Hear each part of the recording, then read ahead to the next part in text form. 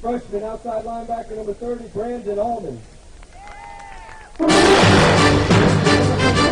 You open and started? Strap in and turn up the radio for hard-hitting, high-scoring University of St. Francis Cougar football.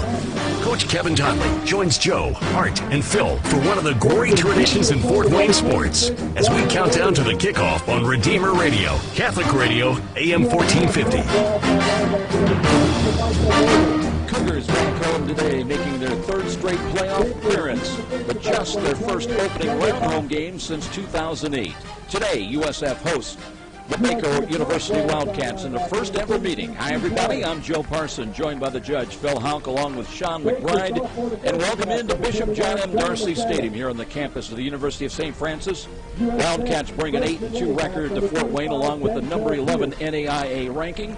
Baker finished its regular season with a 40-7 spanking of Graceland College. Junior running back Dylan Baxter with his best running of the season with 188 yards and 2 touchdowns. Defensively, defensive end Andre Jolly had 3 sacks, and Phil, he's got 16 sacks for the year. That's number 1 in the NAIA and a person to be contended with. Yeah, absolutely. Jolly, a big-time player, and Baxter, certainly big-time credentials. But first of all, Joe, it is great to be in Cougar Stadium here, actually Darcy Stadium, for playoff football. It's been a long run since we've been able to play a home football game, and a big crowd is gathering here today. And the Cougars are up against two players, I think, are the 2 big storylines in this game as to what the Cougar Challenge is all about today. Dylan Baxter, the number 1 overall high school recruit in the country after his senior year in San Diego. That young man accounted for 76 touchdowns his senior year in high school. It is. I still can't figure out how he could do it. Played 10 games at University of Southern California. Played the Division I game. Had some academic issues and maybe some other issues. He is now playing for Baker. He hasn't been unstoppable this year, but from what I understand, he's gotten better as the year goes on, and he may be hitting his stride right now. So a great challenge for the USF defense, and they're looking forward to that challenge. Trust me. Andre Jolly, another big-time player, and he is the best player. Not only is he the best player on this defense, but offensive coordinator Pat Donnelly told me that he may be the best single player that we have faced in 4 or 5 years. Andre Jolly, 6'1", 245, very quick. You got to run right at him, and I think that's what the Cougars are going to try and do today, and keep him under control. A couple of great storylines for today's game. Baker, as we mentioned, 8-2 on the year. Their 2 losses came against Missouri Valley and Mid-America Nazarene, and those are 2 perennial powers in the Heart of America Conference. St. Francis, meanwhile, tuned up for the playoffs with a regular season closing victory at Lindenwood Belleville last week, 44-7. Antoine Campbell rushing for 143 yards, a couple of touchdowns. David Yoder started at quarterback, throwing for 160 yards, also 2 scores. Big question today, obviously, will it be Yoder or will it be Josh Miller starting at QB today? Well, Josh Miller is healthy. He's going to get the start today. And I think to make a playoff run, somebody with that kind of combines the skills that a Josh Miller brings to the table, it's going to be necessary. When I say combines the skills, he is the running threat and the passing threat. And to get to that next level of playoff efficiency, I think you need both of those things in the football game today. Now, that said, USF shut him down 2 weeks ago, didn't even practice to get him healthy, didn't play at all last week. There's a little bit of concern that he's going to come into this football game and be just a little bit rusty early on. So I think it's going to be important. And he has had slow starts in the past in other games. I think it's going to be important that USF does some things right off the top of this football game to get Josh Miller into the mix and to get him comfortable in this football game. Cougars Wildcats here today in NAIA opening round playoff action. 5 teams from the Mid-States Football Association did qualify for the playoffs. And we'll be back with more of our pregame show presentation and a visit with head coach Kevin Donnelly upon our return. This is Cougar Playoff Football on Redeemer Radio, Catholic Radio, AM 1450. Welcome to Carland, man, where we have the biggest selection and huge savings. I'm sorry. What's so funny? It's just that I've been to 6 car dealers today, and they've all wanted to show me their big selection and their huge savings. Well... Hey, how's your award-winning service these days? Well, now that Look, this has been great, but I'm just going to go see the Dodge boys at Glenbrook Dodge Chrysler Jeep before you try to give me free car washes. But we do have free car washes. Stop it! I'm going to put my pants! We have magnets. The Dodge Boys are not like any other car dealers. Proud to serve, giving you more money, more consumer cash, low interest rates, and tons of incentives. During the Jeep Celebration event, get 0% financing on all Jeeps. Also receive $3,000 minimum for your trade. And they will get you financed. Seriously, they will get you financed. Glenbrook Dodge Chrysler Jeep during the Jeep Celebration. Coliseum Boulevard under the giant American flag or online at GlenbrookDodge.com. 2 seconds. Sorry. USF. We're back before kickoff with head coach Kevin Donnelly, and Cougars on the road to wrap up the regular season a week ago, Coach, at Lindenwood Belleville. And, you know, typical first-year program, maybe a little bit more advanced than a lot that we've seen over the years. But it was basically business as usual. I'd like to get your thoughts, though. A couple of guys for you just had absolutely huge games. We don't normally talk a lot about Keith Lewis on the defensive side, 2 fumble recoveries, an interception. And how about Colin Harris out of Homestead High School? First 2 touchdown catches of the year. Absolutely big day for those 2 young gentlemen. It really was. You know, it's an example of, you know, if somebody's down, you know, we had injury to Taylor Brown, probably could have played, but it was Keith's opportunity to step up and shine, and he really took advantage of it. I had a great game. Colin, you know, he's gotten back into it after an injury that, to be honest with you, we as coaches thought he wouldn't come back. He had that hand surgery, and then he just pass from practice and just opened it up. And we were just so proud of him that he was able to develop that toughness to come back and back in the swing of things. It's like he's never been off. So big day for both those guys. You know very well about injuries, and of course you held out Josh Miller last week. And that was more of a coach's decision. How about his status for today? Josh could have played, but we felt like, you know, with this high ankle sprain thing, it's not going to get any better unless you just boot it and stay off of it. So we chose to do that last week, and I think it has helped. He had a good week. He did practice all week, and it looked good. So hopefully he's pretty close to full strength and ready to go today. Well, speaking of high ankle sprains, apparently that's what we're hearing was the issue with Dylan Baxter from Baker. We'll see the Wildcats for the first time today, and a young man that's got a really great credentials. Started for USC and played in the Big Ten, or the Pac-10, I should say, and comes in, but everybody's talking about him. But what do you see on film when you look at Baker and talk about the breakdown and what we've got to do to win today? Well, they're obviously a good football team. Not many imposters when you get to postseason play. They're there for a reason. They're in a tough league. The HAC's a good league. You know, Mo Valley and Mid-American Nez, Benedictine's a good league. Lindenwood used to be in there. They're out now. But they play good football. We played Mo Valley a year ago. Good football team. Played Lindenwood previously. Good football team. So I have a lot of respect for that league. That they're balanced. They like to run the football. They're a zone team. They have great zone runners.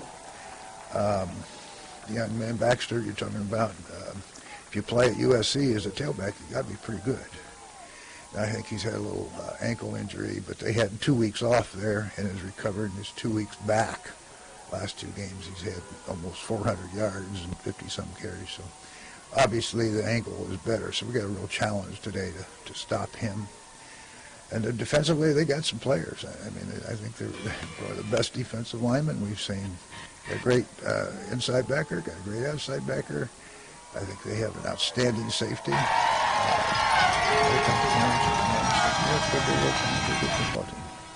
Coach Kevin Donnelly with his take on the matchup here today. Cougars come in 8-2, ranked number 6 in the NAIA.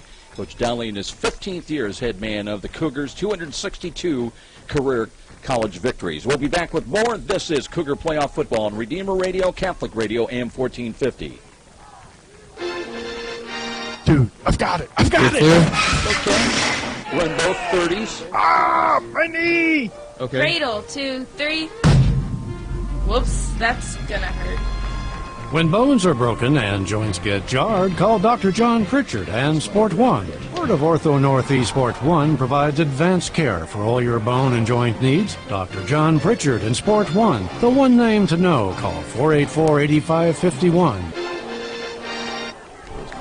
foot. This is David X with Star Mortgage Lending. I'm proud to support our student athletes and their commitment to being champions. I'm also proud to have helped Cougars for over 13 years get the best mortgages possible. Star locally services all the mortgages we write. We can answer all your questions and help you find the best mortgage for you. With fixed rates as low as 3.25 APR, now is a great time to finance or refinance with Star. So call me, David X, at Star 260-418-6191. Member FDIC Equal Housing Lender. NMLS number 229839. Lord, we thank you for all you have given us. For this day, these athletes, coaches, officials, alums, and fans. We thank you especially for our gifts, talents, and ability to participate in this playoff tournament. Keep us all safe, free from harm and injury on this game day. Give us fair weather as you see fit. Help us to love and respect each other and ourselves. And in the words of St. Francis, enlighten the darkness of our minds and hearts. Give us a right faith, a firm hope, and a perfect charity, so that we may always and in all things act according to your holy will. Amen. Today's national anthem will be performed by members of the Heartland Chamber Chorale.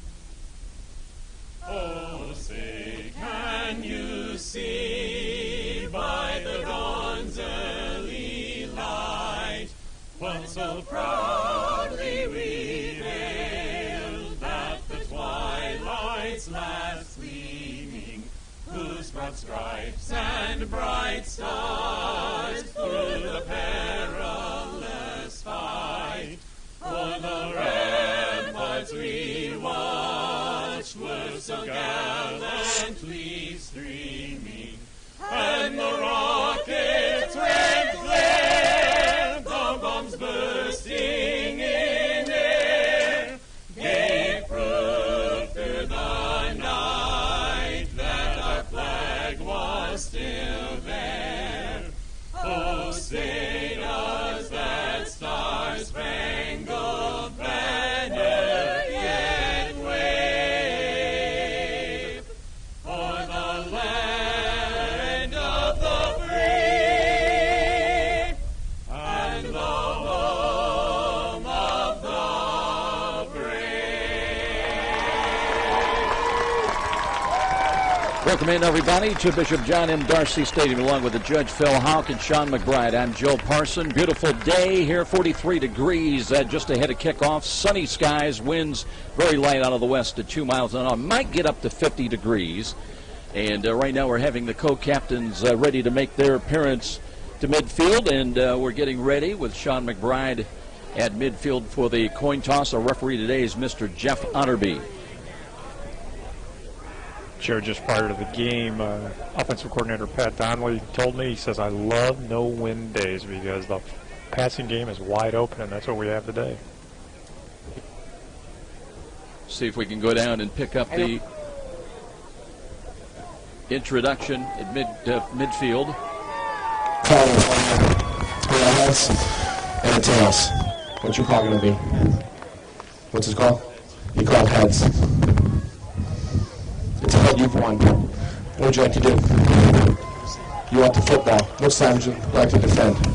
Let's turn around this way. Here we go. Baker's won the toss. They've chosen to take the ball. Shake hands. Well, that's the good news, Joe. The Cougars will be kicking off, and they'll have the ball in the second half because Baker elected to receive after winning the toss, so they will get the football. And we'll be back with the opening kickoff. This is Cougar Playoff Football on Redeemer Radio, Catholic Radio, AM 1450. Sometimes bad things happen to good people. And let's face it, sometimes you need the help of a good attorney to straighten things out. For over 30 years, Denver, Jordan has been helping those who need expert litigation and ethical representation. Whether it's a need for expert litigation in business, personal injury, or domestic relations, know that Denver, Jordan will always have your best interest in mind. Call 423-3525 for a free consultation. That's Denver, Jordan, attorney at... It is game time for the winningest college football program in the state of Indiana. It's the University of St. Francis Cougars on Redeemer Radio, Catholic Radio, AM 1450, WLYV, Fort Wayne. Now, live to the stadium with Art Mandelbaum, the judge, Phil Houck, and the voice of the Cougars, Joe Parson. Getting ready for kickoff here at Bishop John M. Darcy Stadium. Glad you could join us, everybody. Reggie Harris is back deep in kick return. He's averaging just under 29 yards. The kick return had 1 of 20 yards against Graceland last week. He's joined by Dylan Perry. Here's the kick by Colin Carmen, and it'll be taken a couple of yards deep in the end zone. They couldn't find it in the sun, and it'll be a touchback, and it'll come out to the 25-yard line. Phil, how about your keys for the game today? Well, Dylan Baxter, obviously a big challenge for the Cougar defense today, and USF has to be careful, Joe, not to over-pursue defensively from the backside. In other words, what Dylan Baxter likes to do, this is a zone team, so he just looks for openings to whatever side the play is run to, but he likes to cut back. In fact, Warren Maloney told me he will cut back nearly 100% of the time. So coming from the backside, it's important that USF defends that situation. And I'll get to the offensive key when we have the ball. Big offensive line. They average 283 a man, tackle to tackle. Jordan Robertson at center, Justin McCandless and Sheldon Jackson are the guards. Aaron Arischek and Ian Autry are the tackles. Opening a snap from scrimmage from the 25, moving left to right out of the north end zone. Going to be the Baker Wildcats. Short drop and a throw to the left side. That's a catch. It'll be good for about 6-7 yards out there. They got Jake Green who leads them. That's his 28th catch of the year.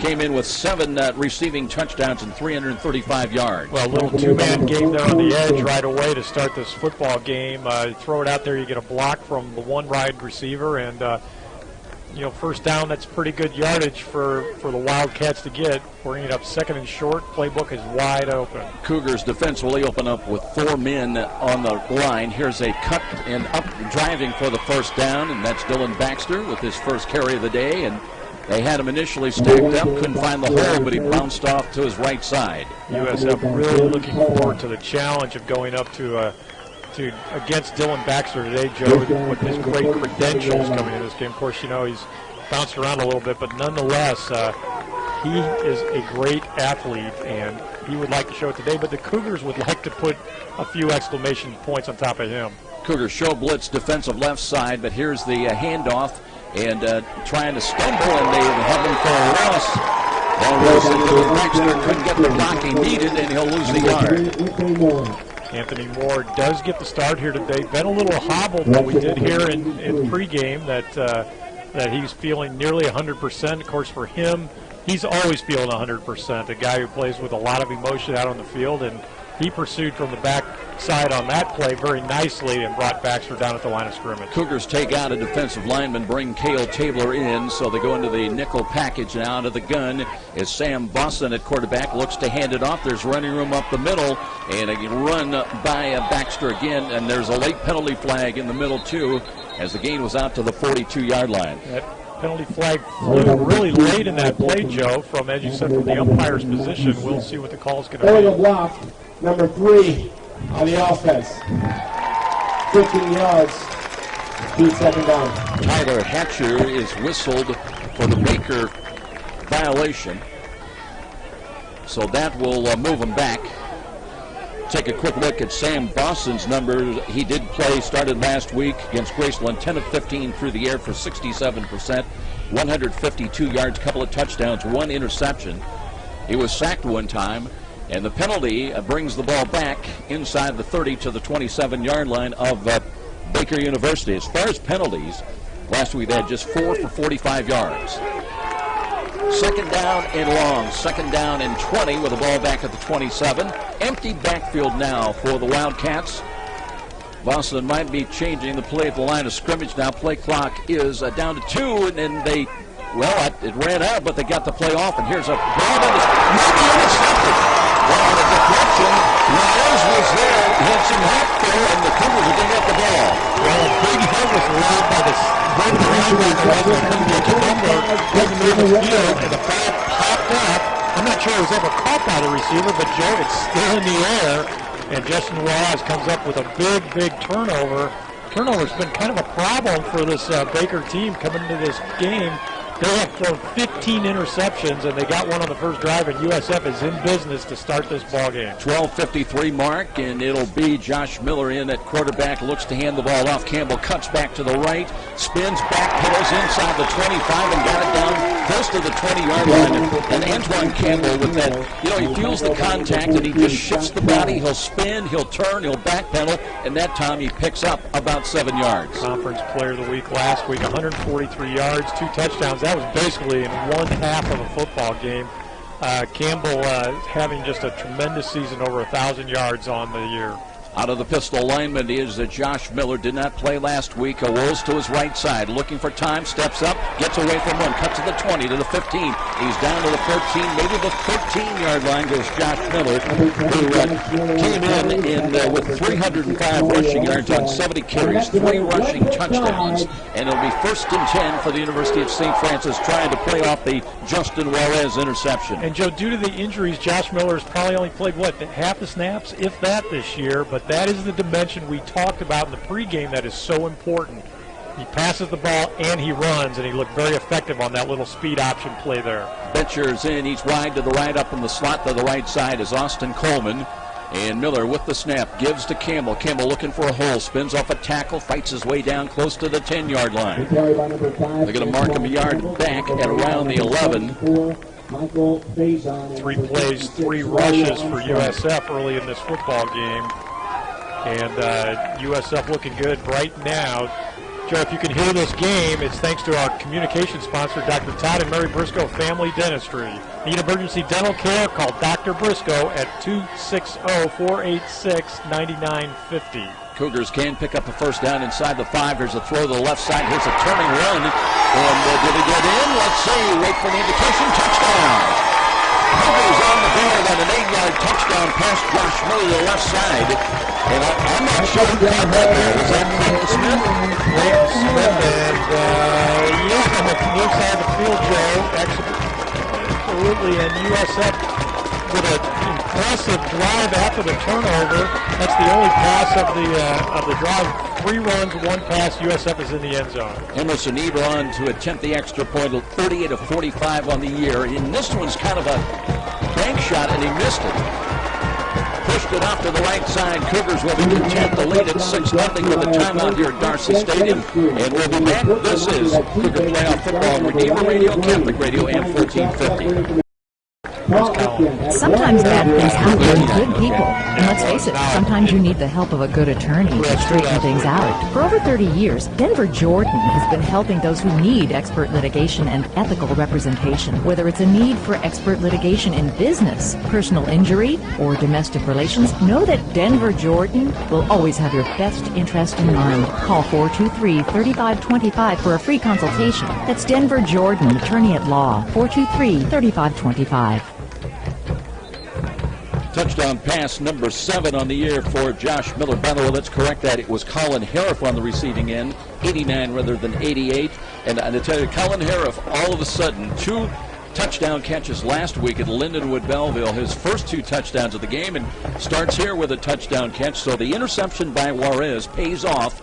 Dividends on the board as the Cougars lead at 6-0. Well, Harrop has obviously been in the right place at the right time with those 2 big catches last week. He's not catching a lot of balls, but boy, is he efficient. 1 for 1 today and 1 score. And USF capitalizes on the early turnover, and they're in the lead. Here is a line drive spinning ball inside. It's fielded at the 1-yard line. It'll be returned. And this is Perry. Perry slides to his right and lost his footing across the 15. Knocked down at about the 18-yard line. 1st and 10 now. And it will be, once again, Baker University ready to go to work offensively. Well, you know, we thought that we were going to see at quarterback today. We thought we would see Jake Morse, who's been the starter for most of the season. But the USF coaches noticed on film that Morse has been hobbled. Morse had a brace on his knee, and apparently that is keeping him out of this ball game. So we're seeing Boston play. Morse, a pretty good player in his own right, a transfer from D1 Kansas. We'll go down and check in with Sean McBride after this snap to see if we have got Sean down on the field. Meanwhile, here's a run to the left side. That, again, is Baxter. And He reaches only the 20-yard line for a gain of about 1. Let's go down and check in for the first time today with Sean McBride. Joe, thanks very much. You know, during that small defensive break, Coach Maloney had his defense over here after that interception. They are fired up and ready to go. Obviously didn't have a lot of time to talk to this defense, but he said to them, you clearly know what level you have to play at today. Keep it up all afternoon. Back up to you. Sean McBride with us. Great to have him with us today. That's a gain of 2, second down and 8. One back running again. Here's a little motion right to left behind the line of scrimmage. Short drop. Boston screens the ball out. There's a penalty flag thrown, and the catch is made. And turning upfield, not much there, but let's check out that penalty flag as the catch was made on the motion by Emerson Clark. Well, that flag came from the linesman, Joe. That usually indicates a procedure or offsides, and we're going to get the indication right now. 27, defense, offsides. 5-yard penalty, second down. Looks like Baker's going to accept the penalty rather than the play. It was for short yardage. Coming in, as we mentioned, on penalties, Baker had just 4 for 45 yards last week. And as far as St. Francis, they're averaging 55 yards a game in penalties. Last week in Lindenwood, they had 4 for 44. Joe, Jamel Green was the offside player for USF. He was coming on a blitz, and that just, he timed it pretty well, but not quite good enough. Close, but no cigars, they say. Empty backfield again. Boston changes up, now backs away. And looks, he's got the snap. Here comes the rush, steps up. He's got a little running room and dives across the 30-yard line. And got out to the 31. Did the ball pop free? It did, but he was ruled down on contact. Joe, we've got a beautiful weather day today, but the weather in Indiana can be challenging now. You'll know what's ahead with staff meteorologist Jennifer Darramore. Tune in mornings from 6 to 9 a.m. for the Sunrise Morning Show, with weather forecasts twice every day and then regularly throughout the day. That's weather forecasts you can count on. Redeemer Radio, Catholic Radio, AM 1450. Wildcats with 2 wide to the left. Here's a stretch handoff and a run by Baxter, but he runs in his own man, and a lot of silver helmets for the Cougars, who are just gang tackling young Dylan Baxter.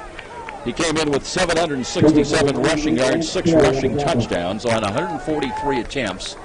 And he's been a marked man so far today by the silver and black. Joe, these defensive players take this challenge very seriously. They feel almost in some ways that they're defending the high caliber of play that they play out there in the NAIA level. So when a D1 running back comes knocking, they are ready and fired up. No gain, second down and 10. Motion again, right to left behind the line of scrimmage by Jake Green. Here's the play-action fake and a roll by Boston. Throws. He's got a man wide open at the 40-yard line. They've got a first down with a gain.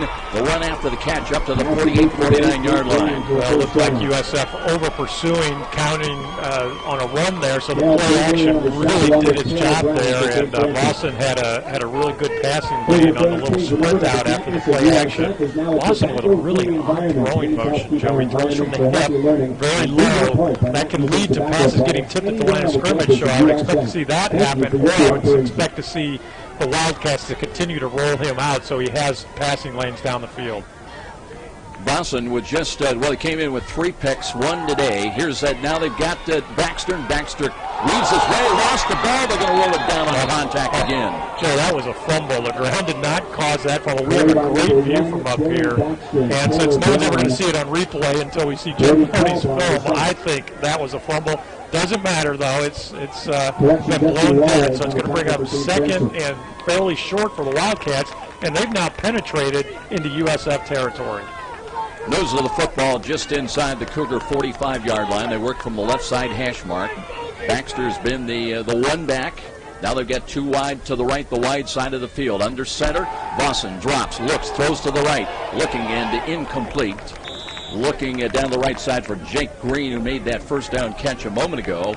That stops the clock on the interception with 7:45 remaining in the opening quarter. 6-0 St. Francis. Alan Richardson, the defender on that play. Cougars had that very well covered. 3 defenders in the area, and Alan Richard, the senior from Indianapolis, Indiana Cathedral High School, the primary coverage. Now it's third down and short. On third down situations, Baker's 41% on the year. They were 9 of 13 last year. They'll run it up the middle, and it's very close to the first down spot, and let's see where they unpile, and we'll see where they spot the ball. Ball carrier was not Baxter that time, Joe. We had Jesse Schultz, the fullback, and we're going to get a measurement. Checking some of the other matchups elsewhere today in opening round playoff activity. Marion 8-1 now on the year. They're taking on Northwestern of Iowa. Northwestern 9-2. William Penn made the playoffs. They're at St. X today. St. Ambrose home against Southern Oregon. Bethel of Tennessee goes to number 1 ranked Georgetown. 5 teams we mentioned from the MSFA qualified for the playoffs. A referee today, Jeff Otterby. They stretch out the chains, and it looks like they might be just a tad short. They're about 2 feet short, Joe. That actually was farther than I thought it was going to be, so brings up a 4th down decision for Baker, and that's a big one to make early in this game. I'm not so sure that I wouldn't be playing field position right now, even though it is 4th and short, and the Wildcats are at the 42-yard line. Brian Williams is their punter, but they're going to go for it here in the early moments of the ball game. Why not? It's the playoffs. 6-0 St. Francis. Big pivotal call coming up, 4th down and less than a yard. Watch for them to try and pull USF off first here. Yeah, absolutely. I still, from a coaching perspective, I've got a hard time with this one. Of course, I know the Cougar defense may be a little bit better than Baker does, and I think they're likely to rise to this challenge. Jesse Schultz is the up back in the I formation now. He's run for a couple of touchdowns and averaging about 2.5 yards a carry. And a hard count, and again, Boston steps away for a moment. They will run the play, and diving over the pile, that is Jesse Schultz went airborne, and he made sure he had that first down. And Joe, the ball popped out of there again, but that was a great effort by Schultz. Boy, that young man can jump. I wonder if he's on the track team, the way he elevated on that play. And there was no one from the Cougars. The Cougars were heading low, a lot of submarine going on in that interior of that line. And so Schultz was able to get over the top and just barely gain the first down. Schultz, a 220-pound senior, and didn't go low. He went high, went airborne that time. New set of downs, empty backfield now. Vossen out of the gun. Short drop, looks to throw. Pulls it down, throws to the right. He's got a catch in traffic at the 25, and the gain will be down to the 23-yard line. Good positioning the ball, and I believe that's Reggie Harris on the catch. Had 3 last week for 94 yards and a touchdown, and moving the chains again. Back comes Baker.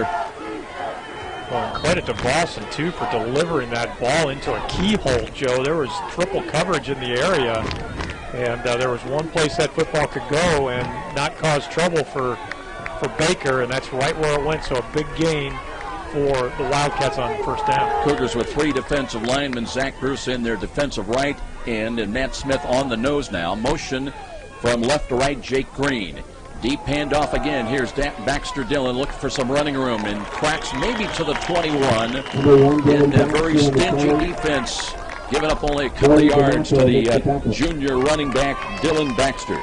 Again, it's a zone look, Joe. That means they're going to go either to the right or to the left, and the offensive line is just going to push in that direction.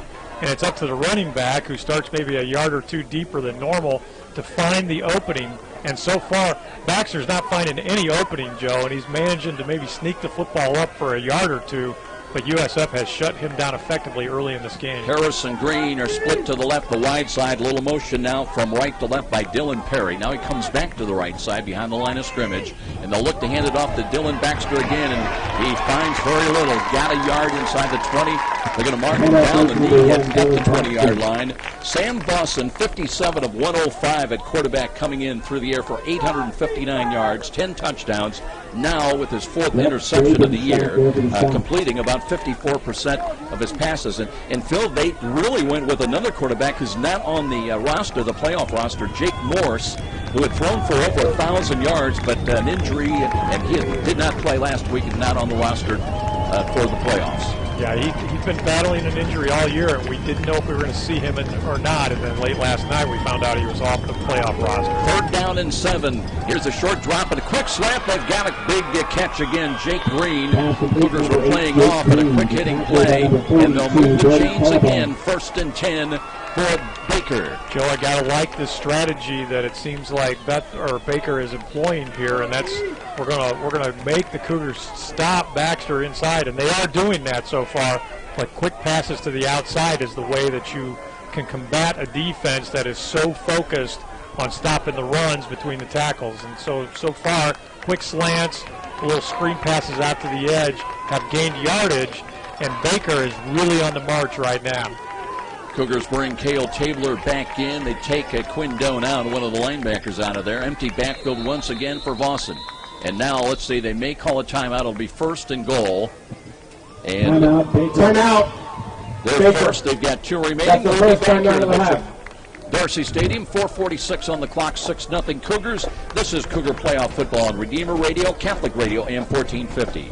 In the interest of encouraging sustainability initiatives, University As Pope Benedict said, a good Catholic school should help all of its students become saints. At Bishop Ringer High School, we go that extra mile to score that goal, to get that winning shot so our students experience the joy that comes with being Catholic and attending our school. This is Jason Schiffley, principal of Bishop Ringer High School, wishing all of our fall sports teams in the area a safe and successful season.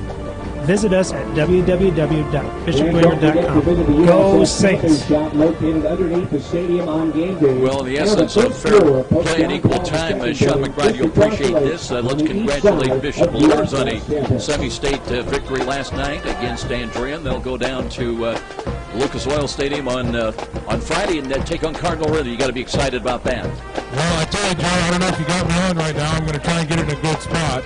We got you. Okay, good. Yeah, we are. Great. I tell you, that was the game of the year for the Bishop Luers Knights. They came out, they played hard, and they deserved that victory. So, again, 7 o'clock on Friday, we'll be down at the Luke. Tune in. 1st and goal for Baker now. They've got it at the Cougar 8-yard line. They trail it 6-0. Schultz, the up back in the eye. They've got a new tailback in there right now. Now they shift him up on the wing to the left side. And Boston under center drops the throw, looks, the rush is on, throws the ball, tipped in the air, and he's hit the one drop. Corey Stamps saw the deflection, handed in his hands, and now there's a penalty flag. Stamps dancing around, and Alan Richardson comes over to say what was going on with that. That ball got tipped. Offense number 25. Ball was tipped. A 15-yard penalty. First down. Ball was tipped, but they called pass interference. So defensive, offensive pass interference. Right, exactly. And, Stamps almost very nearly came up with his 4th interception of the year. There should have, and is hating himself right now. But as Coach Donnelly always says, actually that would have been his 5th interception of the year. Stamps a big interception year. He leads the Cougars in that category. Coach Donnelly always says short-term memory, though, Corey. You're going to get more opportunities. Forget about it, but don't let it happen again.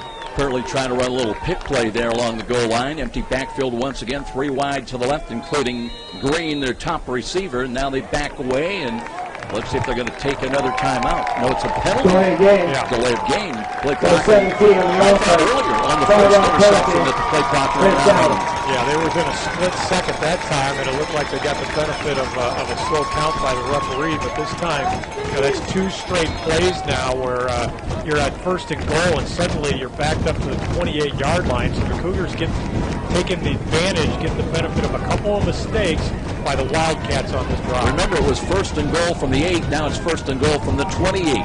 Same set, empty backfield. Boston, short drop, looks, throws to the left. He's got a man wide out there, and the ball is dropped again. Boy, that was in and out now. The Cougars were coming, and that was the Brody Caldwell that was coming and raising his hands late, and that may have impeded the intended reception. A really nice job of protection, though, by the offensive line, I thought was shown. And they have given up tons of sacks this year.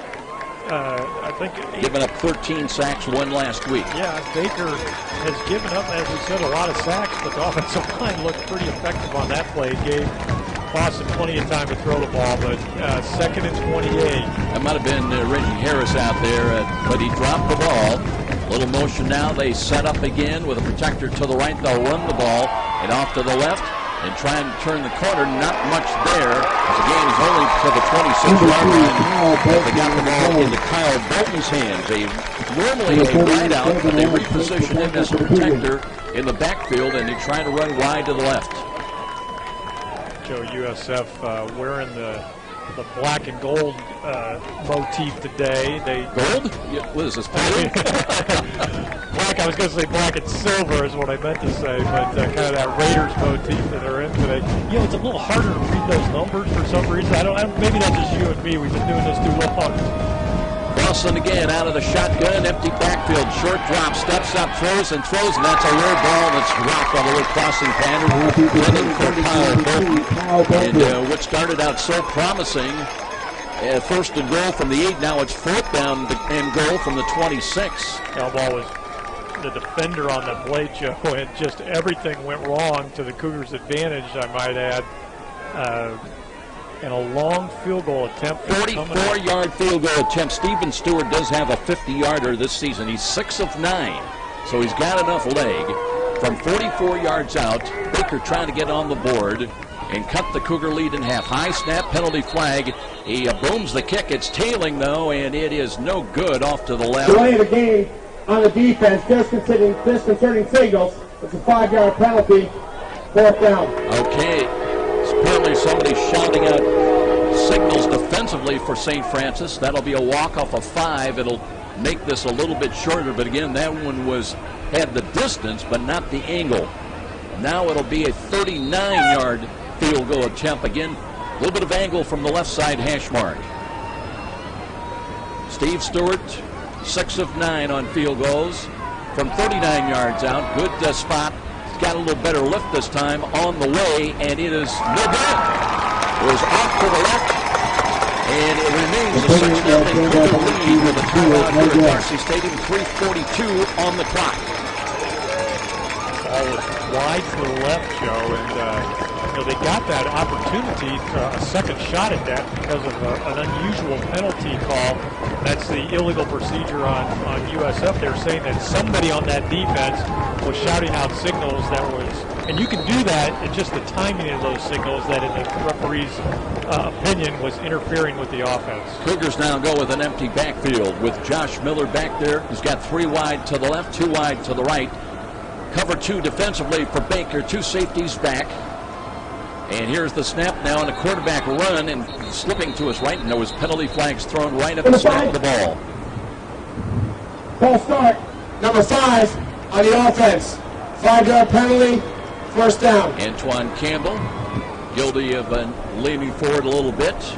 That cost him 5. Joe, at 3:40 of the first quarter, USF has only won 3 offensive plays so far. Now they've scored a touchdown on their 3 plays, but time of possession has been dominated so far by Baker. Cam Smith in wide to the left side, and up in the slot to the left side, flanked inside of him will be Austin Coleman, I should say. Miller taking a lot of time, throws to a spot, that ball deflected high in the air, but falls incomplete at the 26.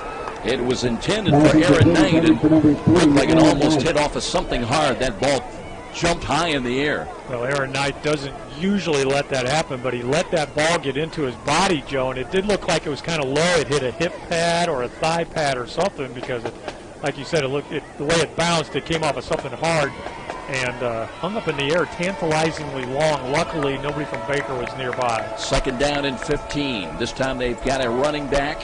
That's Campbell lined up behind Josh Miller.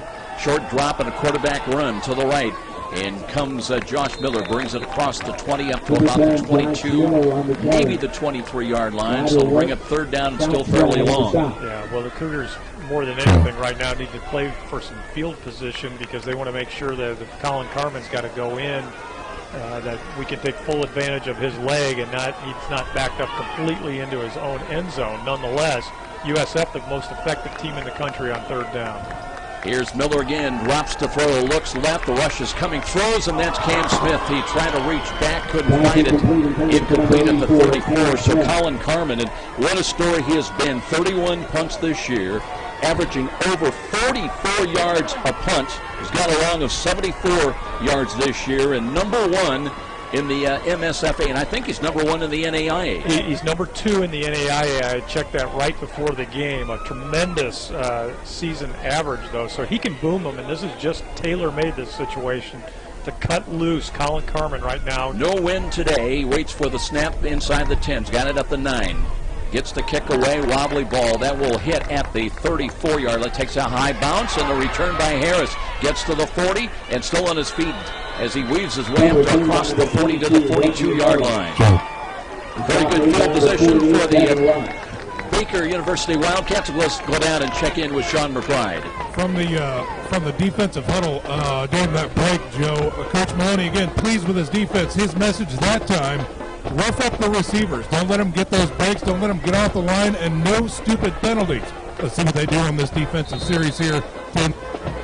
Yeah, easier said than done sometimes. No stupid penalties, but when you get out there with the emotion, and sometimes very smart players do things. Well, Baker has been guilty of those stupid penalties as well, so at least they've offset a couple by USF so far. Baxter back in there is the one back. And one wide either side, short drop. They throw to the left, and again, Cougars playing well off. It's an easy pitch and catch, and good for about 8-9 yards. Man's Redeemer Radio is committed to the truth and beauty of the Catholic faith. As a not-for-profit station, we rely on listener donations and prayers to continue our mission. We thank you for your continued support, and remember, you can always make a donation to the station online by clicking on Donate Now. Going to spot that ball right at midfield. That's where they say the knee hit. Schultz comes back in as the up back of the eye. He's a little motion to the left side. Stretch handoff again. And now they get to Dylan Baxter to the outside and is able to run for the first down. And there's a late penalty flag on the field on the Baker side of the field. That could be one of those stupid ones, Joe. We don't know yet, but it came in so late that you wonder if some hitting was going on out of bounds, maybe on the far side of the Personal field. foul. Number 4 on the defense, face mask. 15 yards and end of the run. First down. Corey Stamps with a face mask penalty call. Add 15 onto that run by Dylan Baxter. So again, here comes Baker in the 6-0 deficit. Cougars got on the board with a touchdown pass, 8 yards. Josh Miller to Colin Hariff following a Justin Juarez interception. Joe, prior to that run, Baxter on 7 carries, just 14 yards. He's being held to 2 yards per carry, now up for 20 yards on 8 carries. Tyler Hatcher in wide to the left. They get motion to the right, and here's Vossen wanting to throw the right side, and ball is caught and then dropped. It'll be ruled no catch. As let's see if that was Schultz coming out of the backfield. No, it's the tight end, Joel Murphy. How about this, Phil? 6'8", 265, a senior tight end, Joel Murphy. Okay, that's good size. The big tight end. We always talk about the big tight end. Well, fans, that's a big tight end. Quinn Doan defending on that play. Pretty good job. Timed his hit just perfectly and was able to not only hit the receiver but also to bat the ball away. Second down in 10. This time they split Dylan Perry wide to the right side. Quick hitting play and a runoff tackle to the right. Gain will be down close to the 25-yard line. Bring in Alan Troyer for a rush. He's a 200-pound sophomore. So third down coming up for Baker. They've got to reach just inside the Cougar 20 to the 19 to convert. 6-0 USF with just under a minute and a half remaining in this first quarter. Fast-moving game so far. They'll have a trips package wide to the left and 2 wide to the right, and Boston will set up under center. Boston now out of the shotgun. Short drop, screens the ball to the left, and they do not convert on the first down. They'll pick up a couple of yards. It was third down and 6. So fourth down call coming up, and a decision again for their head coach, Mike Grossner, in his 10th year. This Baker team, Phil, 8-2 overall, but they're 5-1 on the road. So I expect to see another field goal attempt here on 4th and about 4. This will be a 41-yard attempt. Stephen Stewart, as we mentioned, now 6 of 10 on the year. Winding down to the end of the first quarter also. Probably by the end of this play we'll be there. From 41 yards out, here's the snap, a little bit high again, got the kick away. He's got the distance. Does he have the angle? On the way, and no good again. Same result. It remains a 6-0 lead for St. Francis with now just 20 seconds and change on the clock. Well, bend but don't break, Joe. That works. So far, USF has given up a little bit of yardage in key situations by the penalty and also by giving up some short passes by Boston. And 2 opportunities for Baker to score, but they got the big goose egg up on the scoreboard. USF leading 6-0 with 20 seconds left in the first quarter. Miller might be the final play of this first quarter. Option run to the right, pitches it back to Campbell, and he finds nothing. They got great penetration across the defensive line of scrimmage on the defensive left side, and that'll be a loss on the play, and the Cougars probably will let the final 6 seconds run out before we head to the second quarter. They'll spot the ball back around the 22-yard line. 6-0 St. Francis after 1 here at Darcy Stadium. This is Cougar Playoff Football on Redeemer Radio, Catholic Radio, AM 1450. Hello, I'm Tom Steele with Tom Steele Tire and Auto Repair. Family owned and operated business here in Fort Wayne for well over 30 years. We handle all kinds of brands of new tires as well as a huge selection of used tires at very affordable prices. We're a complete automotive repair facility, be it brakes, engine work, Did you want just one? vehicle might need. See my son Sam or son-in-law Dave on Illinois Road, or my son TJ or Wendy on North Clinton. Tom Steele Tire. Back at Darcy Stadium, beautiful sunshine-filled day here at Darcy Stadium. Pretty good crowd for this opening round playoff game.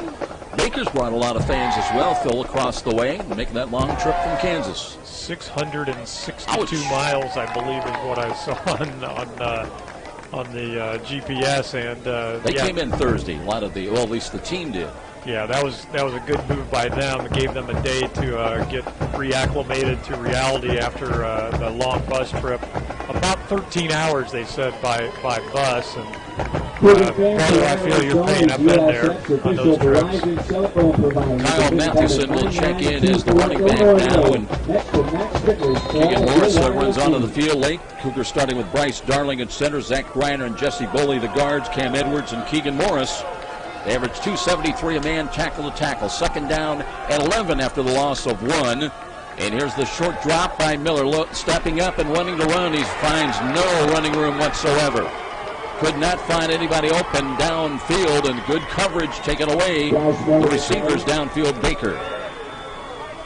Well, after taking advantage of the turnover on Baker's first drive of the day where USF scored their touchdown, USF in that first quarter, Joe, a total of 34 yards of total offense. Of course, they didn't run many plays, only about 7 or 8, to 100 yards of total offense for Baker, but what counts is the scoreboard, and USF leads 6-0. Loss of 3, third down and 14 now for the Cougs.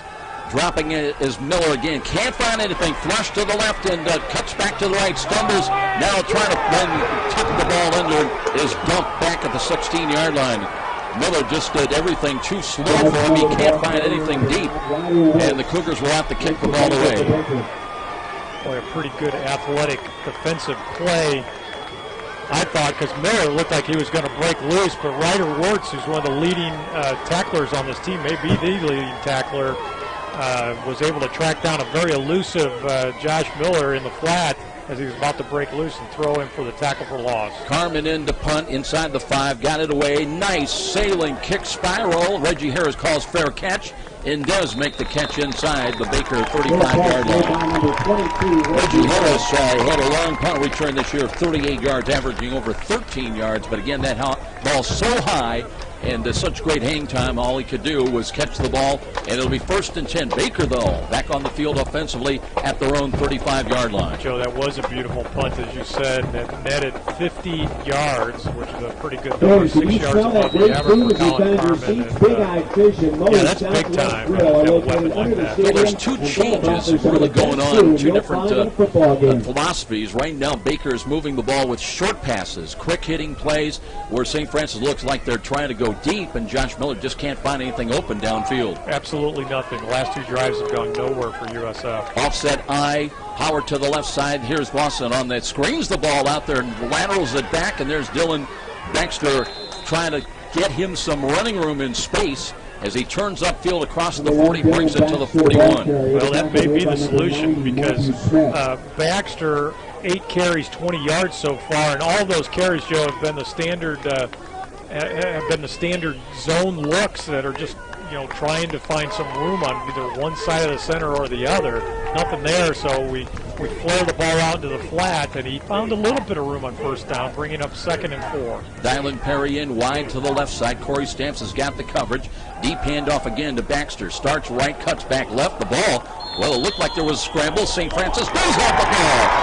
Fumbled by Dylan Baxter, recovered by St. Francis at the 31-yard line. Well, the turnover bump comes to bite Baxter or Baker again, Joe, and it was Baxter on Baker.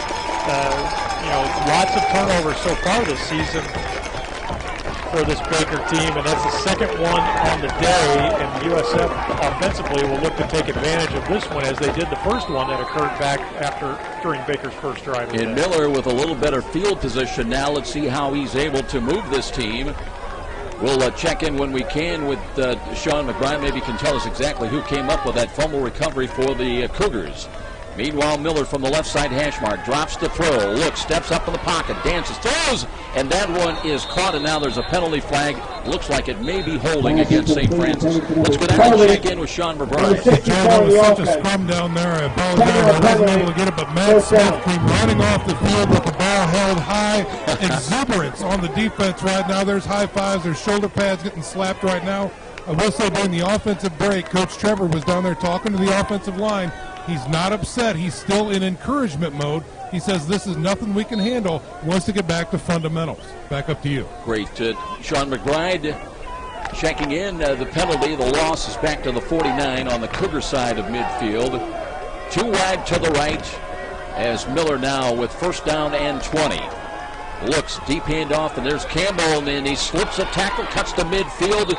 Angled run near the sidelines on the far side, got to the 46-yard line. That's getting something out of nothing. Yeah, Campbell only had 7 yards on 3 carries so far. I think that may be his longest carry of the day. Going back to Sean's report, use the word exuberance to describe Matt Smith coming up the field. I think that's Matt's middle name, as a matter of fact. And if he was coming off the field with the ball held high, he probably is the guy that recovered that fumble. Nose of the football just outside the 47. That's where Campbell stepped out of bounds. So 2nd down, and let's call it still 16. Gain of 4. Whirl to the right. Miller looks back to the left. Throws to the sidelines and threw it too far. Intended for Colin Harrop. A little in and out pattern run, but Miller too strong with the ball. And he's just really not been able to settle down. Had some early success with that touchdown pass, and now is trying to get back that flow and consistency. And Joe, that touchdown, his only completion of the day. He's thrown the ball 4 times, but he's tried to throw the ball a few other times, but has been under too much pressure to get away with it. He looks rusty to me. 3rd down and 16. Again, now 3 wide to the right side, the wide side of the field. The movement at the line of scrimmage. Here's a roll to the right and a late penalty flag. Miller pulls it down, cuts it up inside the 45, got to the 43. Knocked down that time by Schrag, who came over. But we'll check out the penalty. Maybe the procedure call. We did see the right tackle for Baker come across the line of scrimmage, but I thought he got back, but the flag came out nonetheless. Miller looks to me like he's limping a little bit. And I hate to say that because we know he's battled through that high ankle sprain. Jeff Otterby, it is that indication encroachment against Baker. Well, the Cougars get a break there because they were going to face a 4th and long, probably a punting situation for them. But they get to reset. They get 5 extra yards, so they're 3rd and long, 3rd and 11. Much more manageable than the 3rd and 16 they faced on the previous play. I think they got it wrong on the scoreboard. It is 3rd down. They show 4th down and 13. It's going to be 3rd down though. Now the officials want to get together and confer. No, it's 3rd down. I mean, you replay the down, and it wasn't 4th down before. Yeah, I don't think the down guy over there Hello? Didn't get the memo. Well. Maybe he's the only guy in the stadium that's right. And they're all wrong. We'll find out here in a second. Now they got it correct. Jeff Otterby, our referee, having problems with the microphone, so he's just going to go with he's kind of looking around. Help me, somebody. Otterby was one of those NFL replacement refs. I talked to him before the game. Great stories to tell, I'll tell you. 3rd down and 13.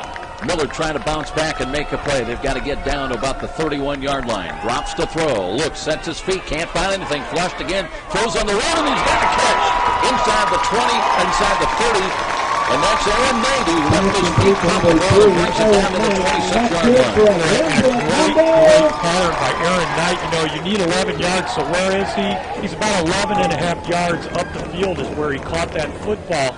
Something that we talked to Pat Donnelly about before the game today, and he talked about how they drill and drill and drill third down every Thursday, getting to the stick. And boy, they lead the country in it, and they showed why on that play. Phil, let's give credit to Miller making a nice throw on the run on a scramble once again. New set of downs. Miller looking, hands the ball, and there's a Campbell. Wants to go left, but comes back right inside the 25 and dives down inside the 24-yard line. Yeah, that's the kind of play, too, that previous play, Joe, where Miller made that great throw that could really break loose for him this game. We know he's capable of getting the ball down the field and really taking the game over. But he's looked a little rusty early, but sometimes it just takes him a while to get going. Let's hope that was the play that gets him started. 3 wide to the left side, including Akeem Kelsaw and Brenton Williams. And here's Miller to throw in a spot. He's got Kelsaw, cuts inside the 20 to the 15-yard line, and they'll give him a couple of more yards down close to the 13-yard line. Akeem Kelsaw, who came in with 38 catches and 2 receiving touchdowns. Well, now 2 straight nice throws up the field by Miller, and why not Akeem Kelsaw? We know what that young man's capable of. It's a good idea to make a target of him. 1st and 10, USF's got it at the Baker 13-yard line. They lead it 6-0, 10:27 remaining in the second quarter. And here's the give. Campbell works to his right, cuts it up at the 10, spins and hit from behind. He got it down inside the 8-yard line. Campbell again just bobbing and weaving, looking for a little bit of running room. Yeah, Campbell, as usual, tough to bring down, and always finding a way to turn that 1-yard gain into about 2 or 3, which is what he did on that play. Looks like he was going to be stopped for about 2. Ends up with a gain of 5 just by adding that little spin at the end of the run. A great running back. Andre Turner now checks into the backfield. They run out of the I. He's the up back. The give is the deep, and here's Campbell, runs into trouble at about the 9-yard line and driven back. So a play designed to go off to the right side. Schrag, one of the linebackers, got in there quickly. Not much there. USF went into that goal line look and put a blocking back in there for Campbell. But I'll tell you what, this defensive line for Baker is tough. You're not going to find a lot of yardage inside today. I think USF has got to get to the edge and get the ball up the field. 3rd down and 7 now from the right side hash mark. 2 wide to the left side. They can pick up a 1st down inside the 3. Here's a quick screen, and that's a one-handed attempt at it by Knight. And that ball hung in the air, a little tantalizingly, a little bit long, but ball's incomplete. Well, we're going to see a field goal attempt here now for USF, and a little bit of a disappointment. It looked like USF had put a pretty good drive together, but it stalls out. That doesn't happen too often. USF, one of the top teams in the country in the red zone. They can score in the red zone now, but it's not going to be a touchdown. 27-yard field goal attempt by Emerson Eber. He's 1 for 1 in this distance. He missed an extra point. This one is off and on the way and good. 27-yard field goal. 3 points added to the Cougar total. They lead at 9-0 with a timeout. 9:01 remaining in the first half. This is Cougar Playoff Football on Redeemer Radio, Catholic Radio, AM 1450. Matthew F. Hath, your clear health insurance specialist for those aged 65 and older, and for those under age 65 receiving Social Security disability. Matt provides Medicare supplement plans, Medicare Part D prescription drug plans, Medicare Advantage plans, dental, vision, and hearing aid insurance plans, and long-term care insurance plans. For taking good care during the best years of your life, call Matthew F. Hadfield at 484-6606. Well, the story of the ball game so far is the Cougars have capitalized on turnovers. The interception by Juarez led to the Miller to Harrow touchdown pass, and now the fumble recovery at the Baker 41 sets up the 27-yard field goal by Emerson Eber. And after that field goal, Joe, it took 9 plays for the USF to move the ball 32 yards, so the yards aren't coming easy for USF today, but nonetheless, capitalizing on those Baker mistakes, and what counts as the scoreboard right now, and USF has a 9-0 lead. Carmen approaches, tees it up from the 35, drives it left to right, kind of a wobbly knuckleball, and that one is fielded right up the 4-yard line. Return right side across the 15-20. And they'll work it up across the 25 to the 30 and out to the 31, maybe the 32 is where the Baker Wildcats go back to work offensively. I think it was Reggie Harris on that return, Joe. You know that nationally Harris is tied with Austin Coleman for average kickoff return. They're both averaging 28.7 yards per return. A couple of dangerous guys there. I don't think Harris has the number of kickoff returns for touchdowns that Coleman has. But getting that field position with nice returns is quite a skill in itself. No, he does not have a touchdown on a kickoff this year so far. Does get 28 yards on that kickoff return. 1st and 10, decent field position from the Wildcat 32-yard line. Sam Bosson, the 6'2 senior quarterback, wants to throw, screens the ball near side, a quick out pass, got Harris.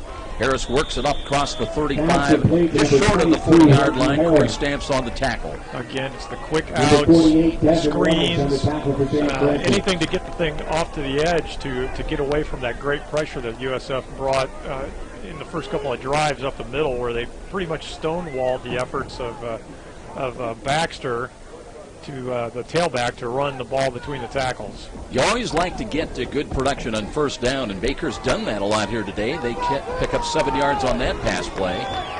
They've got an offset eye. Schultz in there, offset to left. Here's a throw as Boston was hit as he threw the ball. That one is caught, and inside the 25, the gain is down to the 20-yard line, but there's a penalty flag, and let's see that. Well, there was a penalty flag down there. Joe, a really quick snap on the play, and it was almost like a lightning thing. I looked down and looked up, and I didn't even weren't even in the huddle yet when I looked down, and 2 seconds later the ball's coming down the field, and I see a flag flying. Apparently they picked that up because they're going to honor the reception, and it'll be 1st and 10 at the Cougar 20 for the Baker University Wildcats. Catch up the field. Right up the middle, splitting the safeties. Tyler Hatcher in wide to the right side, 1st and 10. So Baker coming up with a big play, getting behind the Cougar defense. Boston, good delivery as he was hit. Now they run the ball with Alan Troyer in there, and he works off to the right side. He'll pick up about 3 yards down close to the 17-yard line. Well, Boston showed that despite my misgivings about his mechanics out there on the field, that he can deliver the ball really on a dime up the field first time today. And that changes your whole defensive philosophy when you've got a quarterback that can do that. The gain on the ground is good for a couple of yards. 2nd down and 8 from the right side hash mark. Jim. And they've got their big tight end Joel Murphy in. He's tight to the left side. They stay with the offset I formation. Troyer, the running back, play action fake. Boston wants to throw, screens the ball. Gain is to the 15, and that was Schultz coming out of the backfield. Brings it down, stepped out of bounds at the 12-yard line. Let's go down and check in with Sean McBride. Sean, we had you for a moment. Lost you. We'll keep you along just in case you're able to find a little bit better positioning for the system. It'll be 3rd down and 1. Ball is just inside the 11-yard line. Joe Boston now on 14 attempts, 9 completions, great percentage, 120 yards. He did throw the interception. Other than that, he's been very effective throwing the ball. Troyer remains in. The running back runs off tackle left. He's inside the 5. He's down to the 3-yard line, maybe the 2. Alan Troyer nearly scoring. He came in with 2 rushing touchdowns, and it'll be 1st and goal for Baker. Joe Troyer has great pad level when he runs. He gets low. He gains yardage. It's not something that Baxter a little more upright of a style, and that makes him a little easier to tackle. So, the guy with all the credential hasn't looked quite as good, I don't think, as Troyer has on this particular drive. This time the offset eye will be to the right side, and Boston under center. Troyer again. No, they want to throw the ball.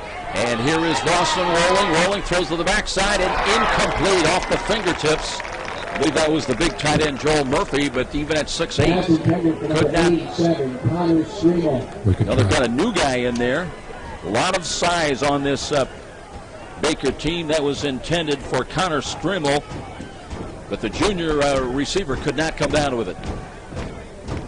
2nd and goal with the ball just outside the Cougar 3. 9-0 St. Francis under 6 minutes time remaining here in the first half. Reggie Harrison wide to the right. They come up in press coverage on him. Richardson had the coverage. Now motion by Harris from right to left behind the line of scrimmage. And they'll run the ball. Troyer driving inside. Did not get in. Knocked down inside the 1 yard line. It'll be 3rd down and goal. Troyer right down to the goal line, Joe, now. And on 4 carries, he has 15 yards. Quite a bit more effective in his runs than Billy Baxter. And let's go down and check in again with Sean McBride. We're going to give it a try here, Joe. As the offense is on the sidelines right now taking a break, they're looking to be on the field here soon. The message to the receiver corps was to tweak their routes to get some openness. Because again, as the judge mentioned, I think they're sensing a little bit of rust on the behalf of the quarterback. Down to you. Nose of the football spotted just outside the Cougar 1 yard line, 9-0. And let's see if Baker's going to take a timeout. That is their second. They've got 1 left. And we'll be back. 5:04 on the clock, late in the second quarter. This is Cougar Playoff Football on Redeemer Radio, Catholic Radio, AM 1450. This is David X of Star Mortgage Lending. I'm proud to support our student athletes in their commitment to being champions. I'm also proud to have helped Cougars for over 13 years get the best mortgages possible. Star locally services all the mortgages we write, and I can answer all your questions and help you find the best mortgage for you. With fixed rates as low as 3.25 APR, now is a great time to finance or refinance with Star. So call me, David X at Star, 260-418-6191. Member FDIC Equal Housing Lender. NMLS number 229839. Haven't heard any other scores elsewhere in opening round NEI playoff activity day. Marion in the Mideast League, they're home today against Northwestern of Iowa. William Penn at St. Xavier.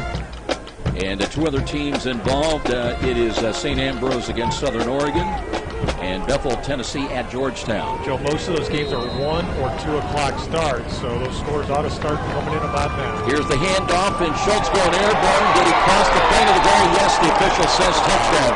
Schultz, I tell you what, he just climbed the back and went about 6 feet high. Joe, it looked like he was going up a ladder, and you described it exactly correct. That was craziness, and he could not have gotten that ball over by much. That's one of those plays that clearly would have been reviewed. But he did get the ball forward and didn't have far to go. So, first touchdown of the day for Baker, pending extra point. They're going to be within a field goal of getting this game tied up or taking the lead. Stewart on extra points, 37 of 42. Had 4 conversions last week. This one to make it a 3-point ball game. And the right-footed kick is on the way, booming it on the way, and it is good. So it'll be 9-7. It'll be a 2-point ball game with a timeout down below. This is Cougar Playoff Football on Redeemer Radio, Catholic Radio, AM 1450. If you're football fan, you can't wait for the next game. It's a new season, new players, new possibilities, and you can't wait to find out what's happening with your school. Who's the hot team this week or the player of the week? Northeast Indiana Game Night has it all. The names, the drive, the touchdowns, all the stats you need to know, and even some you'll want to forget. Look for Game Night's Facebook page to receive up-to-the-minute updates on Northeast Indiana high school football.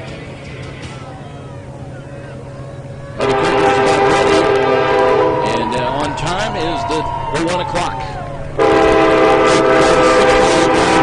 3 minutes and 53 seconds. The big play was the Boston McCarthy pass, which was good for 41 yards, and then, of course, the 1-yard touchdown leap, plunge, climb up the ladder, whatever you want to call it, by the fullback Schultz. Extra point was good. Score is 9-7 at 4:59 of the second quarter. And offensively, Baker has looked better today than USF. Kelsaw and Coleman are the kick returners. Short kick near side. That one hits, and Coleman tracks it down at the 20-yard line, and they've got him immediately covered up. Not much of a chance of a return, so it'll be fairly poor positioning for St. Francis now on this series. And a little pushing and shoving going on again. Well, it's playoff football, and things are up a notch, but you cannot afford to have foolish things like that go on, because if you get thrown out of one of these games, you're not eligible to play in the next game. So. Baker's short a man, so they don't want to play with 10. They get that 11th guy out there on the front line. And here's Josh Miller trying to go to work again from the 21-yard line. Gives to Campbell. Campbell off the left side, and second effort. will give them 4 yards gained out to the 25-yard line. Antoine Campbell. Joe, after that tremendous effort by Campbell last week, where he had 143 yards and 2 touchdowns, Conference Player of the Week, he has really been bottled up through 25 minutes of this football game. 8 carries, just 22 yards.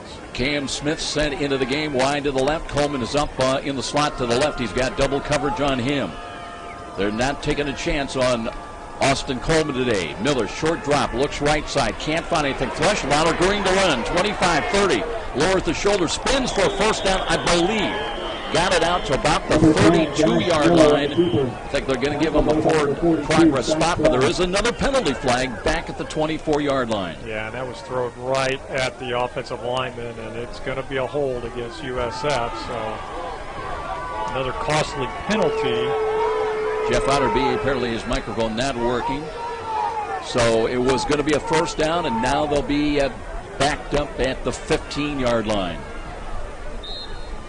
Cougars trying to weather through the storm of some inconsistency and some penalties. But the good news is you still got the lead on the scoreboard, and they're going to weather this storm. They've been here before.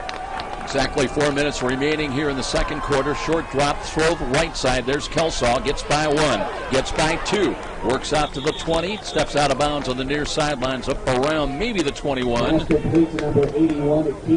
So it'll be third down and 10 coming up. The Cougars trying to get out to their own 31 to convert. Two-man game on the near side. Kelsaw with a pretty good run after the catch in order to gain 5-6 yards on the play. Got a key block from Aaron Knight. Cougars last week at Lindenwood Belleville were 8 of 19 in third down situations for 42%. Now they need 10 yards on this snap. Empty backfield for Miller. Miller, short drop again. Looks, checks off, can't find anything. Flush to his right. Now runs back to left. Another penalty flag thrown. Looking and hit hard and knocked down. That was a big high hit that time defensively by Emerson Clark. Joe Miller maybe got the better of that collision. He's up, the defensive player is not. But Joe, you got to throw the ball away at a certain point. Now Miller wants to extend plays. He needed to throw the football away on that play. Just ain't happening right now. We'll check again. They did have the loss on the play, so Baker may decline the penalty, assuming it was against St. Francis. Personal foul. Well, it goes against Baker. Well, something was going on down there, Joe, because that was again thrown right in the area of where you usually see holding. Well, we were quick to assume. There's that word. Well, now Coach Grosner not happy. He's coming out on the field to the hash mark, in fact, and just really stating a case to referee Jeff Otterby. Joe, I'm wondering, we don't unfortunately have the referee's mic to find out exactly what the personal foul is all about. I'm wondering if Sean can maybe do a little talking to somebody down there on our sidelines to find out just what happened, because the other side not happy about it. It looks like it may have been something a little out of the ordinary. Well, the ball's up at the 31-yard line with 3:21 remaining. Officials still talking things over, and right now I think we're about ready to get back to live action. But that is a break for St. Francis. They've been pretty much victimized with mistakes of their own in this first half, although they lead at 9-7. Well, third down first downs or third down first downs, and USF capitalizes with the big penalty. And they do have a first down at the 31. Spin move, and Miller being pursued. Stop and go move. Throws on the run and a one-handed attempt, and that ball, was it intercepted? No, I think it was a catch, and it was a one-handed grab. That was Creighton Smith from the vicinity. He volleyballed the ball in the air, or is it Heriff again? It is Colin Heriff. Well, I tell you what, the last 2 games, this kid has really done a great job. He's got a touchdown catch today and 3 in the last 2 ball games. Joe, that was a spectacular catch by him. One-arm grab. That's good for 6 yards. Campbell again spins off a tackle, looking for running room. Stopped short of the 40 at the 49. And Baker not giving much up. Let's go down and check in with Sean McBride. Doesn't look like he has us. Try right at the 50 there in midfield, and we've had better reception there. One of those days. We got you still on, Sean, if you're having a little better success. Okay, we're going to give this a try. It was an illegal hands to the face on the defensive back out there, and that's all I can get for you right now. I don't have a number yet, Joe. Okay, that looks like to be your spot right there, buddy. Here we go. Third down call, third and short. Roll to the right. Miller wants to throw. Can run. Turns the corner, 40, 42-yard line. He's up to the 44, and he bounces to a first down. Josh Miller on his 10th carry of the day comes up big. Converts on third down for a first down for USF. It has not been easy today, especially in the second quarter. Baker, they have just grudgingly yielded yardage. Too wide to the left. Now Coleman just dying to have a chance to get his hands on the football, but against double coverage every snap. And Miller, they've got him for a sack. Right, they were in on him in a hurry. You know, it's really USF trying to set up a screen on that play, and of course you're going to, you know, do a little block and then let your guys in. USF had it set up in the center of the field. And we got a timeout called by St. Francis. 91 seconds on the clock. 9-7 our score. We'll be back. This is Cougar Playoff Football on Redeemer Radio, Catholic Radio, AM 1450. Let's face it, sometimes bad things happen to good people, and sometimes you need the help of a good attorney to sort things out. For over 30 years, Denver Jordan has been helping those who need expert litigation and physical representation. Whether it's a need for expert litigation in business, personal injury, or domestic relations, know that Denver Jordan always has your best interest in mind. Call 423-3525 for a free consultation. That's Denver Jordan, attorney at law, 423-3525. Cougars trying to plot strategy now, but that loss, that sack, is back around the 37-yard line with 91 seconds remaining. It'll be second down and long. And Joe, USF, we talked about it off the air just now. USF has got to find a way to deal with this pressure. We've got to get it to the edge faster. We've got to throw it out to the edge. We've got to do those quick tosses USF's pretty good at. But right now, Baker is just teeing off, and they are putting big-time pressure on our quarterback. The long developing plays just are not there so far. Second down and 17. Miller to throw again. Throws in the middle, and he's got Coleman for the first time. Short of the first down up around midfield. But it'll bring up third down and a manageable third down call coming up. They're trying to get to the 46. Clock is running with 1:16 remaining. USF now in full 2-minute mode with 1:10 on the clock. They need about 6. Short drop, Miller looking, throws, dumps it off, and here's Kelso looking for a block, spins and out of bounds near sideline, somewhere around the 36. Late flag on the late hit. That's horrible. You know, if I'm Baker's coaching staff, I am just irate with that. I mean, Akeem Kelso took off on a late hit out of bounds, number 9 in the defense. At 15 yards, the end of the run. First down. Ryder works with that late hit. Yeah, and Kelso on a full pull, he was running out of bounds. And he was going to go out of bounds no matter what. He could have turned it upfield for more, but he was going to go out of bounds. And the hit took place a good 2-3 yards outside of out of bounds. I mean, that's a horrible defensive play, but hey, we'll take them any way we can. And if Baker wants to give that to us, we're knocking on the door of at least of a field goal attempt. And with a minute on the clock, plenty of time to get 6. Now the Cougars have got it at the 31-yard line of Baker. 2 wide to the left, including Coleman. From the right side hash mark, here is Miller with the snap. Short drop again. Steps up, dumps it off. Crossing pattern. Kelso steps out of a tackle at the 25 and run out of bounds around the 24-yard line. That took about 7 seconds off the clock, just with 53 and change to left. That was kind of like the mirror reverse. He did the exact same thing, coming across the field now from the other direction. Caught the ball, headed straight to the sidelines. Preserves your timeout. That's awesome. 53 seconds left on the clock. Still got a couple of timeouts left to call. Cougars really can do about anything they want now for the rest of this drive. Second down and 3 wide to the right, including Seth Stewart up on the wing to the right side. Miller barking out the signals. He rolls to the right, wants to throw on the runs. Got a wide open catch, Betcher. Inside the 15, knocked out of bounds. Somewhere, let's see what he did when stepping out. Apparently right at the 16-yard line. Red zone offense. Third down conversions, 2-minute drill. That's what happens on Thursday at practice for USF, and they drill this stuff over and over and over again. A big point of emphasis this year for USF was to improve in those areas, and they've been great in all of them. Well, they're number 1 in the MSFA in red zone offense, 35 of 42 times they put points on the board inside the red zone.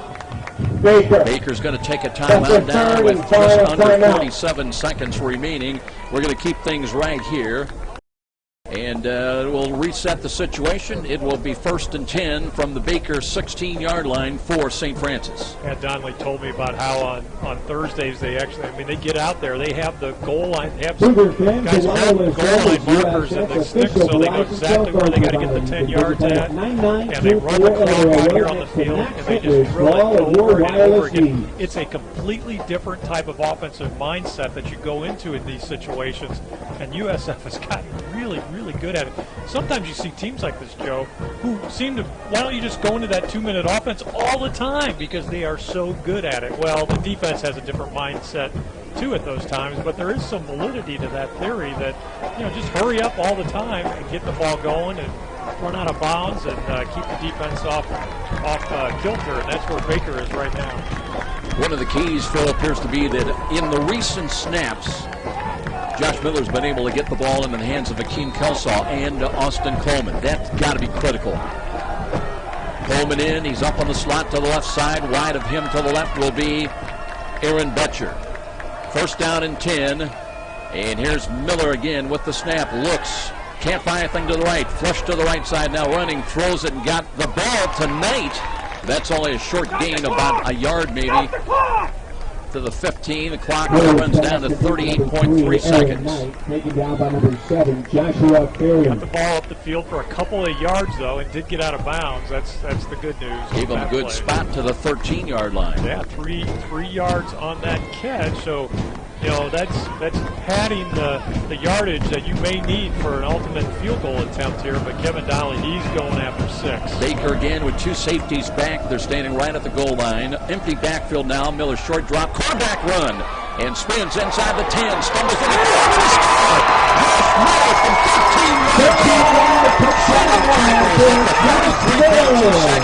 I'm not going to tell you what, Phil, if you can't get it through the air, you get it on the ground. I was just going to say, he may be rusty all day throwing the ball, although he threw the ball pretty well in that 2-minute drill, but any rust that he had got knocked off. That was a tremendous effort. It looked, for the life of me that he was going to be stopped after about a 3 or 4 game, but came up with a real nice spin move right there in the middle of those 2 hashes. Eber, extra point attempt. It's sailing off to the right, but he caught the inside of the right.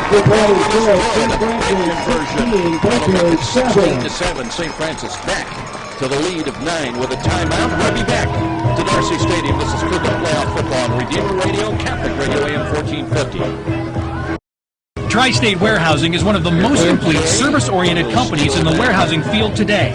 Located in Fort Wayne, Tri-State Warehousing is a 50,000 square foot dry and temperature-controlled storage facility, serving 2/3 of the continental U.S. with overnight rail service. The dedicated staff and specialty services of Tri-State Warehousing are known throughout the industry. For great things in store, call Tri-State Warehousing, 260-436-2010. That's 260-436-2010.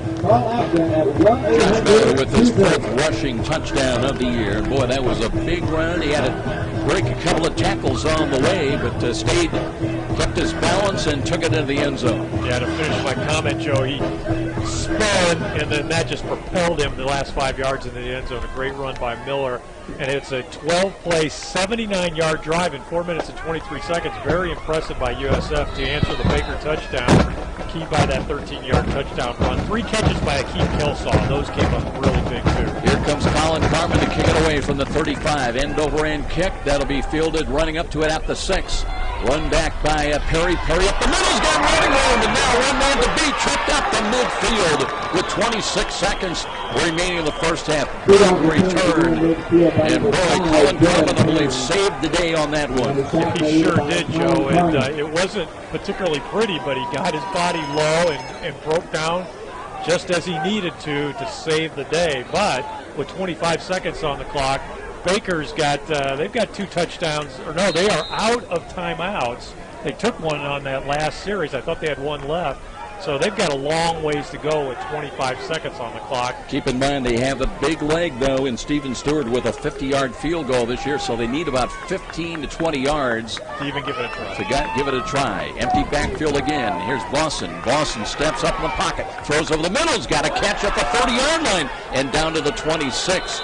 So they've got time. The clock will stop. They've got a first down. Reggie Harris on the catch. 18.1 seconds remaining. Hurry up.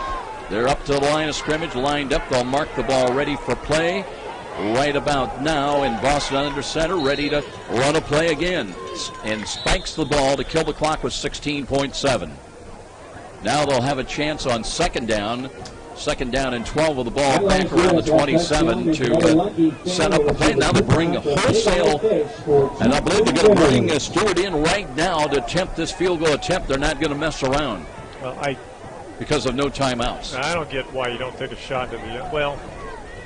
I'm not a coach. I'm just a guy who plays one on the radio. But nonetheless, it's going to be a pretty lengthy attempt. 44 yards. He has missed today twice from 39. This one from 44 yards out. And here's the right-footed kick on the way. And it is going to be long enough, and it is good. 44-yard field goal by Stephen Stewart.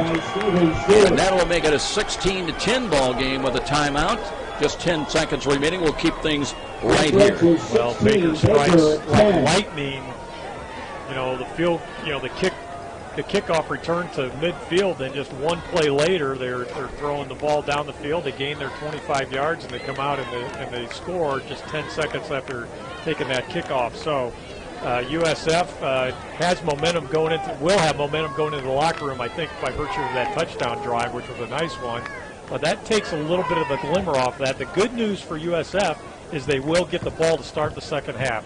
Now, we've got 10 seconds to go here on this kickoff, and when you've got a guy like Austin Coleman deep, and the other guy's Akeem Kelsaw, but Coleman, arguably the best kick returner in NAIA history, I like our chances. I can't imagine they are going to find a way to get the ball to him on this kick, but you never know what Baker's going to do. Saw some comments during the week. One of the teams playing against St. Francis said, "Hey, we saw what you did on YouTube. We're no way we're kicking to you." So that's the problem now with all the immediacy of the social media and everything that's out there. There are no secrets. No secrets in small college football anymore. There used to be a lot of them in small college football, but you could get away with a lot of stuff. Yes, you could. Keep it secret in the family, so to speak. Let's see how they do if they do kick it deep, though. As they'll run up to it, and it'll be a pooch kick, far side. And Kelsaw eyes it, has got it at the 18. Runs to the right. No, it's Coleman. That's 25. Kicks in the middle of the field. Penalty flag is thrown as he spun around at the 45, got to the 47 with 3.6 seconds remaining. But it may be academic. There we go, block and in the back. It is a block in the back. Number 30, receiving team. Foul the foul. Well, I think it's going to be no moss then, because we're just going to bring this ball back and kneel to end the first half. But as we said a minute ago, the good news, the USF will start with the football to start the second half, and they will take a 16-10 lead into the locker room. So got to take a snap here. Ball on the penalty back at the 15-yard line. So Miller's gone all the way at quarterback here today. He's thrown for a touchdown and run for one. Does have Cam Smith wide to the right, but they're already taking the victory formation. And Miller with a long count and just backs up, takes the knee, and that will do it the first half. So the Cougars have been down so far today in the first 30 minutes, but they do have the long lead on the scoreboard at 16-10, but a lot of football yet to be played here in Fort Wayne. We'll be back with our halftime presentation. This is Cougar Playoff Football on Redeemer Radio, Catholic Radio, AM 1450. It's the halftime report with scores, stats, and insights. Here's Art, Phil, and Joe.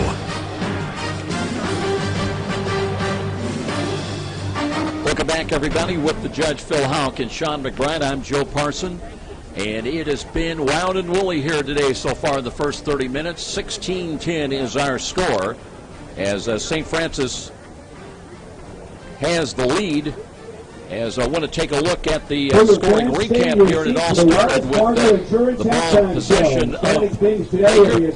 But Sam Boston, who played all the way last week and hit on 10 of 15 passes for 152 yards, but early in the ball game on a tip ball, It was intercepted on a deflection by Justin Juarez that gave St. Francis possession at the Baker 27 and would lead to an 8-yard touchdown pass from Josh Miller to Colin Harrow at the 11-14 mark.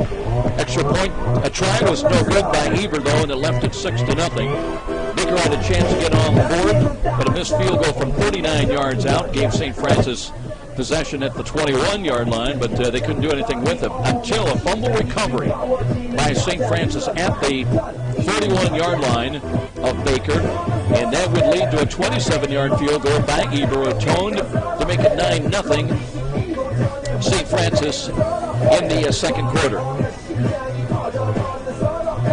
Jesse Schultz, who's a fullback, got the first touchdown of the ball game for the Wildcats as he leaped over the goal line, and I mean went up some 5 or 6 feet. And a 1-yard touchdown run that he probably went higher than he went longer. At the 4:59 mark, Schultz into the end zone, and the extra point attempt was good by Stewart, and that would make it a 9-7 ball game, a 2-point deficit for Baker at that point. But then on a scramble run in the final 33 seconds, on a draw play, quarterback Josh Miller scrambling into the end zone, good for 13 yards and a pivotal touchdown to make it 16-7 after the conversion by Eber.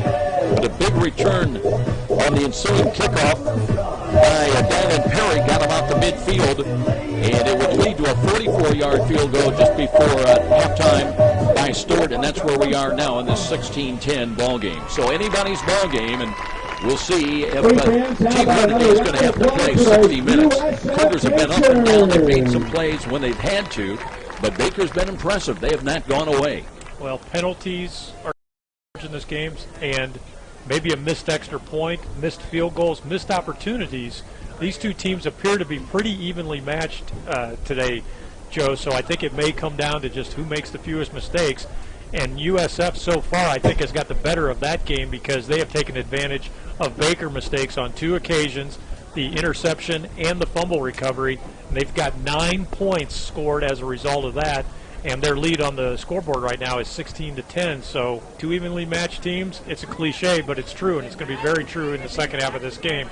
Who's going to make the fewest mistakes? We'll be back with more in our halftime presentation after this 1-minute timeout. This is Cougar Playoff Football on Redeemer Radio, Catholic Radio, AM 1450. This is David X with Star Mortgage Lending. I'm proud to support our student athletes and their commitment to being champions. I'm also proud to have helped Hoosiers for over 13 years get the best mortgages possible. Star locally serves all the mortgages we write, and I can answer all your questions and help you find the best mortgage for you. With fixed rates as low as 3.25 APR, now is a great time to finance or refinance with Star. So call me, David X at Star 260-418-6191. Member FDIC Equal Housing Lender. NMLS number 229839.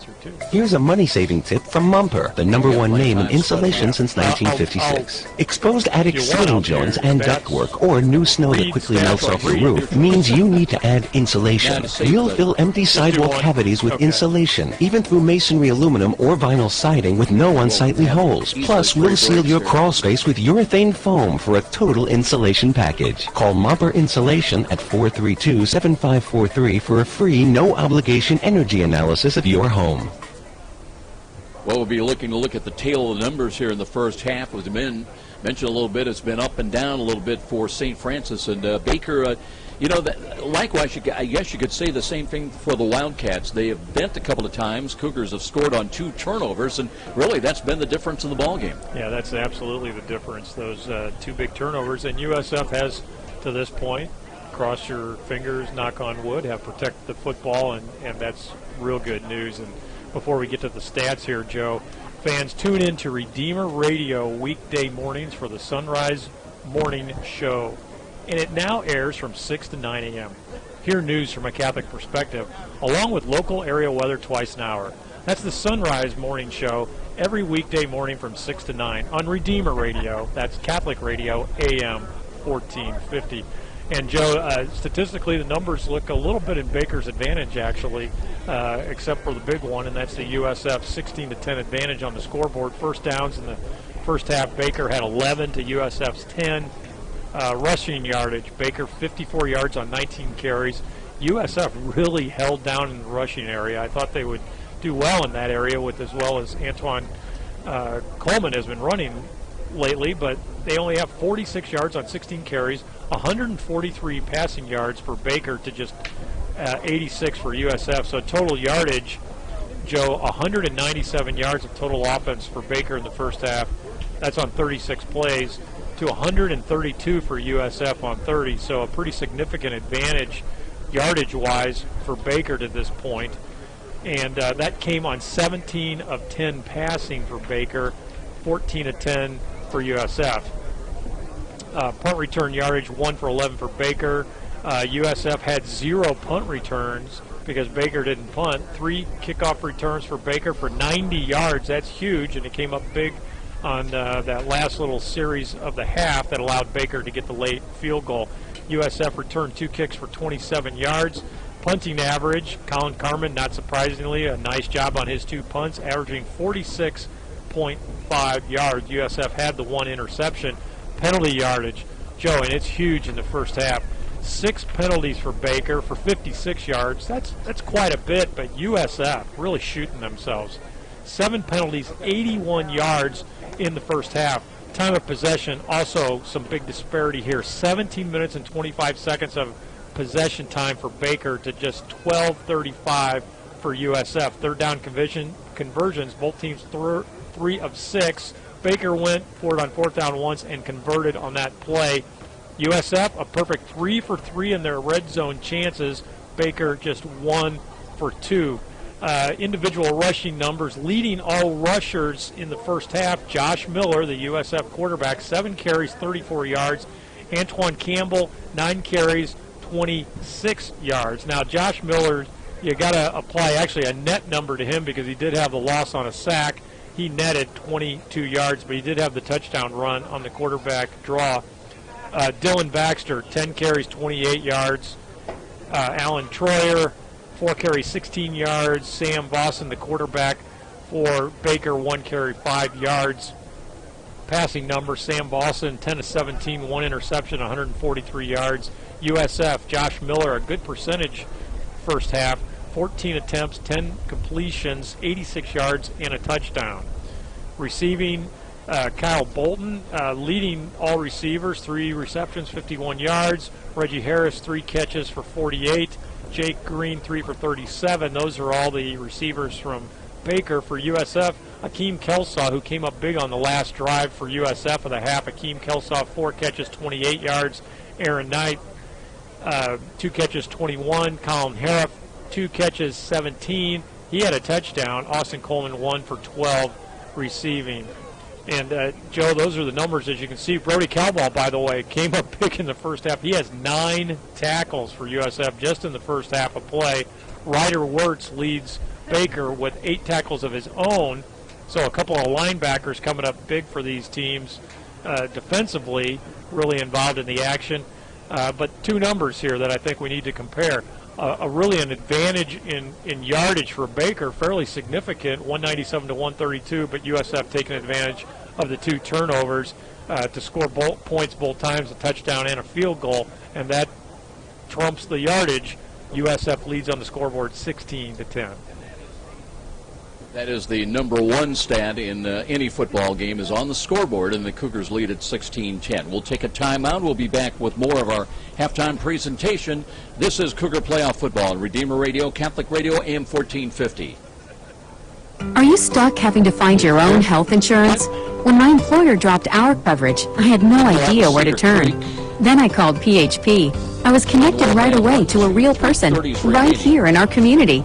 PHP has an amazing team of member service experts who know our local healthcare providers and can answer any questions you have. Plus, PHP has a wide range of individual plan options to meet your needs and make sure you and your family have the coverage you deserve. And I love the fact that PHP is a not-for-profit insurance company, so their members come first. If you need health insurance, don't put it off any longer. Contact PHP, and a friendly, understanding service expert will take care of you and provide all the information you need. You can go to the website phpni.com or call 800-982-6257. Take it from me, in just a few minutes, health insurance will go from scary to simple. All you need is PHP. Back at Darcy Stadium with the Judge Phil Houck and Sean McBride, I'm Joe Parson. I wanted to take a look at some of the respective numbers through the season of these teams coming in. St. Francis through the air was averaging about 229, just short of 230 yards a game through the air. In fact, they had 226 last week against Lindenwood Belleville. Look at Baker. They were averaging about 191 through the air, 167 in their win against Graceland. Against pass defense, though, St. Francis number 3 in the Mid-States Football Association, giving up 162 yards a game through the air. Baker had been a little bit more yielding, giving up 173. On the ground, St. Francis offensively has been running about 183 yards a game, had 198 against Lindenwood Belleville a week ago. Baker a little stronger on the ground, averaging with Dylan Baxter 190 yards a game through the air. They had 358 on the ground against Graceland last week, and that still may be. It's interesting because we didn't see a lot of Dylan Baxter down the stretch in that second quarter after the fumble. I don't know if that was a coach's decision, an injury. Remember, he came in kind of banged up the last several weeks with a high ankle sprain, but he was really, they went more with Alan Troyer, and he was effective. Yeah, he was more effective. I thought he ran with a lower center of gravity, which is what running backs are supposed to do, making him a little harder to bring down, and he was more effective in the second half. And, Joe, you know, when you talk about some of those season yardage numbers that you just did, both of these teams came into this football game showing tremendous balance on offense. And what that means is you're a pretty good team because the defense can't stop. If you load up against the run, they're going to pass the ball. If you load up against the pass, they're going to run the ball. Now, defensively, teams against these two teams also have shown balance offensively, but that just means that the defenses have been effective at stopping the other team no matter what they wanted to do. So that leads to this great matchup that we have here today. These teams are evenly matched, 16-10. And Joe, this game is brought to you by Cedar Creek Carryout in Grable and Cedar Creek Beverage in Leo, where you can find quick, small-town service for all your USF football refreshment supplies. Kick off your good times with Cedar Creek Carryout or Cedar Creek Beverage. Phil, 2 other categories to touch on just briefly. Run defensively, run defense. Cougars giving up only 124 yards a game defensively against the run. They limited Lindenwood Belleville to 44 yards last week. Baker pretty good, giving up 150 yards a game defensively, just 89 on the ground to Graceland. But the turnover margin for the year, Baker's even, although they were +2 in their win over Graceland. St. Francis now really turning things around. They were +6 coming in, +2 last week against Lindenwood Belleville, and again capitalizing today on 2 turnovers. So that bodes well. But again, anybody's ball game at 16-10 with still 30 minutes to play. And we'll be back with more of our halftime coverage. This is Cougar Playoff Football and Redeemer Radio, Catholic Radio, AM 1450. Diamonds are a girl's best friend, and diamonds are forever. And since 1988, Peter Franklin has been bringing you the finest diamonds imported from overseas diamond cutters. Peter Franklin Jewelers. Jewelry created from concept to completion by our master goldsmiths on staff. Peter Franklin Jewelers, with 3 locations to serve you: Ducongo and Angola. Remember, it's not just jewelry. It's Peter Franklin. How much USF has improved It's time to unbank your life. For most people, banking is a cold, sterile, and often a confusing experience. Typical bankers just don't seem to speak your language, and they rarely remember your name. Not at Ford Financial. Ford Financial Credit Union helps you unbank your life with 8 great area locations, with 3 Meyer branch locations open weekends and holidays. At Ford Financial, we're continually updating and improving our services for you. Talk to one of our friendly professionals at your local branch, and they'll help you get just what you need to help manage your money and unbank your life. We mean what we say. We do what we promise, and we make your finances simple. Only at Ford Financial Credit Union. Waiting for the teams to come out after their time in the locker room. We'll be tuning in with Sean McBride down below with head coach Kevin Donnelly. That probably some interesting discussions going on in the St. Francis, probably both locker rooms. Well, I'll tell you what, both of those coaches when I say both of them, I'm talking about the 2 head coaches, are earning their pay today because this is just a tremendous matchup, and they know it.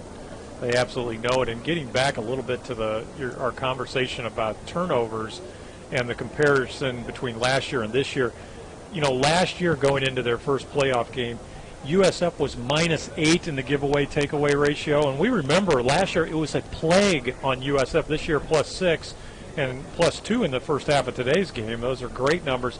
And last year, what was our biggest plague, Joe? 27 fumbles. USF had fumbled the ball 27 times. We saw some of the craziest plays. That was 2011. In 2012, those numbers really got reversed. So a lot of areas that USF worked on. We talked about red zone offense and third down conversions. Another area that was just worked on like crazy was protecting the football, and that's why USF is a better football team this year. They've solved those problems, hold on to the football, and they've gotten better at the 2-minute drill. They've gotten better in the red zone. They've gotten better on third down. Both teams getting ready to come back on the field with their warm-ups prior to the start of the second half. Just about 4 minutes remaining here in intermission. Sean McBride down there positioned, waiting for Coach Kevin Downley. He's making his way through the tunnel right now. All right, here we go, Coach. Great first half of action right here. Looking for maybe a little more intensity. How do you feel about the first half so far? Well, we got two football teams looking it out. It's toe-to-toe, exchanging punches, so got to throw one more than they do. That's right. So the second half, a little bit for the offensive line, a little bit more intensity, maybe some up-tempo, maybe? We're going to try to speed up our pace a bit in the second half. Got confidence defensively. We can win this game. We've done some good things defensively. Got some good defense. So one-on-one matchups. Great stuff. Good luck, Coach. Thank you. Back up to you, Joe. Sean McBride with Coach Donnelly, and the team's getting out, ready to go again, Phil. And Joe, I really feel like Coach Donnelly just really, we can be coaches, right? Because we talk about how evenly these two teams are matched, and I think that was very obvious. USF just with a little bit of an advantage, taking advantage of mistakes. But Coach Donnelly knows he's in a ball game, and I have no doubt that he's loving this. Well, the Cougars got after Dylan Baxter, contained him somewhat, but then Baker did a pretty good job on taking away the options for Josh Miller. So we get ready for the stage being set here in the second half in this 16-10 ball game, and St. Francis clinging that 6-point lead. We'll be back with the start of the second half. This is Cougar Playoff Football on Redeemer Radio, Catholic Radio, AM 1450. This is David Eck with Star Mortgage Lending. I'm proud to support some locker room stuff if you want to come back. For over 13 years. And also, when you turn around, we have a discussion and I can answer all your questions and help you find the best mortgage for you. With fixed rates as low as 3.258%, now is the right time to finance or refinance with Star. So call me, David Eck, at Star 60418-6191. Member FDIC, Equal Housing Lender. NMLS number 229839. We are back and waiting for the start of the second half. Let's go down and bring in Sean McBride once again. Yeah, Joe, thanks very much. Just want to give you a look and feel of the locker room here. Again, high-intensity meeting right there. Not a lot of specifics talked about by Coach Donnelly. He says, hey, you kids are playing a great game. We've got 30 minutes. Let's finish this right now. He gets them to play like they're 6 behind as opposed to 6 ahead, and that's exactly what we should look for here in the third quarter. Right. Good reason. Sean McBride. You just never can take anything for granted, and same way to go ahead with that big run by Josh Miller with 33 seconds to go, and anticipate, you figure you're going to be able to contain them, get into the dressing room with a lead of 9. Not so. You know, Joe, we were both kind of starting to wonder, I thought, with the rust that we were seeing in the passing game from Miller, that, maybe you're going to see David Yoder. And, that's still a possibility for a change of pace. Perhaps Yoder, who has seen a little bit more action the last few weeks, wouldn't have that rust and could get the passing game jump started. But I think with the performance of Josh Miller in that last drive, that the one that scored the touchdown before halftime, that rust is probably knocked off, and that's exactly who we'll see the rest of the way. Well, you always have a double-edged sword, too. Do you destroy the confidence, perhaps, taking somebody out that's been such a mainstay? But again, it's a playoff, and there is no tomorrow if you lose. So you've got to weigh those checks and balances. Well, this is where the fragile egos kind of go out the window, and I don't think we have that issue on our team at all. But you're right. In playoff football, all the cards are on the table, and we're not worried about how is this going to affect things down the line. We just want to win the game. By the way, the second-round pairings will be coming out tomorrow afternoon. And you just really don't get a read. Even if St. Francis wins this ball game, would they have a home game? The odds are probably not. Where would they go? all options are open. Joe, you and I have been around this for a long, long time, and we, I think, both assumed that they would not have a home game next week. Now, I'm talking to the NAIA representative, and of course, you never know if you're getting a straight story. And I've heard some other things before the game where the NAIA allegedly thinks that we will have a home game next week.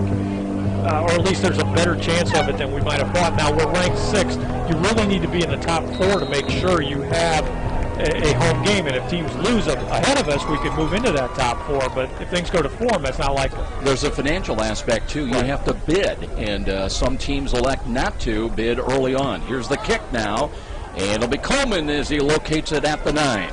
Brings it out to the 15-20, trying to work left side, got a block, 30-yard line, dancing, and runs out of real estate on the near sidelines, out of bounds, up across the 30-yard line. And to get back to that playoff issue, Joe, you're right. And because of the great support that USF has in this community and from the university, football has such great support, that's not an issue. We will host the game if they'll let us host the game. You can see this great crowd here today and know that USF and the Fort Wayne community will support playoff football. First snap from scrimmage, ready to start the second half. Cougars are tenuous 6-point lead here at home. Miller from the left side hash mark gives to Campbell, and Campbell cuts out of the block and comes to the 30, 35, 50 down the left sidelines before being run out of bounds. And that was Antoine Campbell with his best run of the day. Joe, and credit Aaron Knight, who just got some kudos down there from Coach Eddie Nolan, who saw the same thing I did. Aaron Knight threw 3 blocks on that play and shielded 3 guys from getting to Coleman and enabled him to get the big gain on first down. Campbell stepping out of bounds on the near sidelines around the 47, but one play and the Cougars into Baker territory. They have 3 wide to the right side, 1 wide to the left, the short side of the field. And Josh Miller, who ran for a 13-yard scramble touchdown run, gives to Campbell up the middle. He was hit hard at the 43, but that before he gained about 4, maybe 5 yards. Always good to set the pace on that first drive of the second half. Kevin Donnelly talks about that frequently, and I have no doubt that was part of the conversation at halftime, too, was to go out and smack them right away. USF showing some good spring in their step right now, and they are pushing the tempo, just as was reported in our halftime interview. Gain of 4 for Campbell. Aaron Betcher in wide to the right. Bretton Williams flanked inside of him. 2 wide to the left as well. Miller, long count from the line of scrimmage, and gives to Campbell again, trying to look for some running room, and only got about a yard and a half down close to the 42. So to bring up third down and 4 coming up. Joe, there's just absolute war going on down in the trench down there between USF's big offensive line, big and athletic offensive line against that defensive front for the Baker Wildcats. And you know, it's no man's land down there. Or actually, they're all men in that zone right now. Cougars trying to reach the 37 on third down conversions. They were 3 of 6. Both teams were 3 of 6 in the first half. And there was movement at the line of scrimmage, penalty flag, and that draws the flags.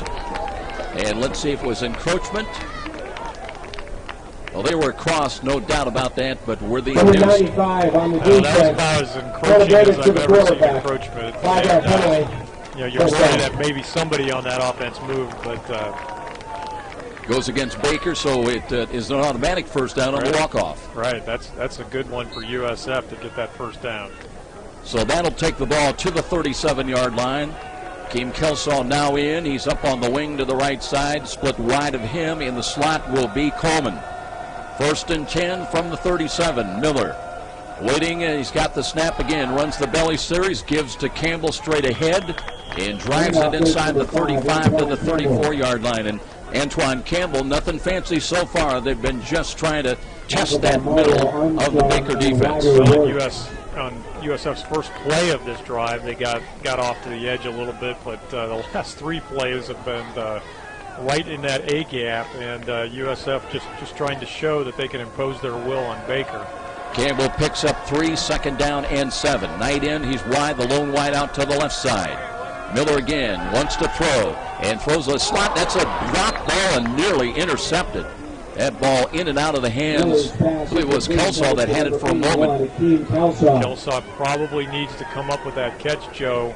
The ball was thrown a little bit to the side, but I think Miller actually delivered it in that position because he wanted to make sure it kept it away from the defender. So it brings up 3rd and long for U.S. off the drop by Kelsaw. Opening series of the second half, 16-10 St. Francis. They've got it at the 34 Baker. They need 7 yards. Blitz coming up. Baker shows blitz up the middle defensively, but Miller drops to throw, looks, throws to the left. He's got Knight with a catch at the 20, and he spins down close to the 17-yard line. Aaron Knight, fingertip catch again. Nice move as he spins for extra yardage. Stop is made. The coverage from Joshua Fairley. Yeah, this defense for the Wildcats, Joe, likes to run a lot of cover 3, but that one's coming back on another penalty against St. Francis. 7 penalties in the first half. That's the first of the second on USF. From the 17-yard line, instead the ball comes back to the 44, and they've just absolutely been killers.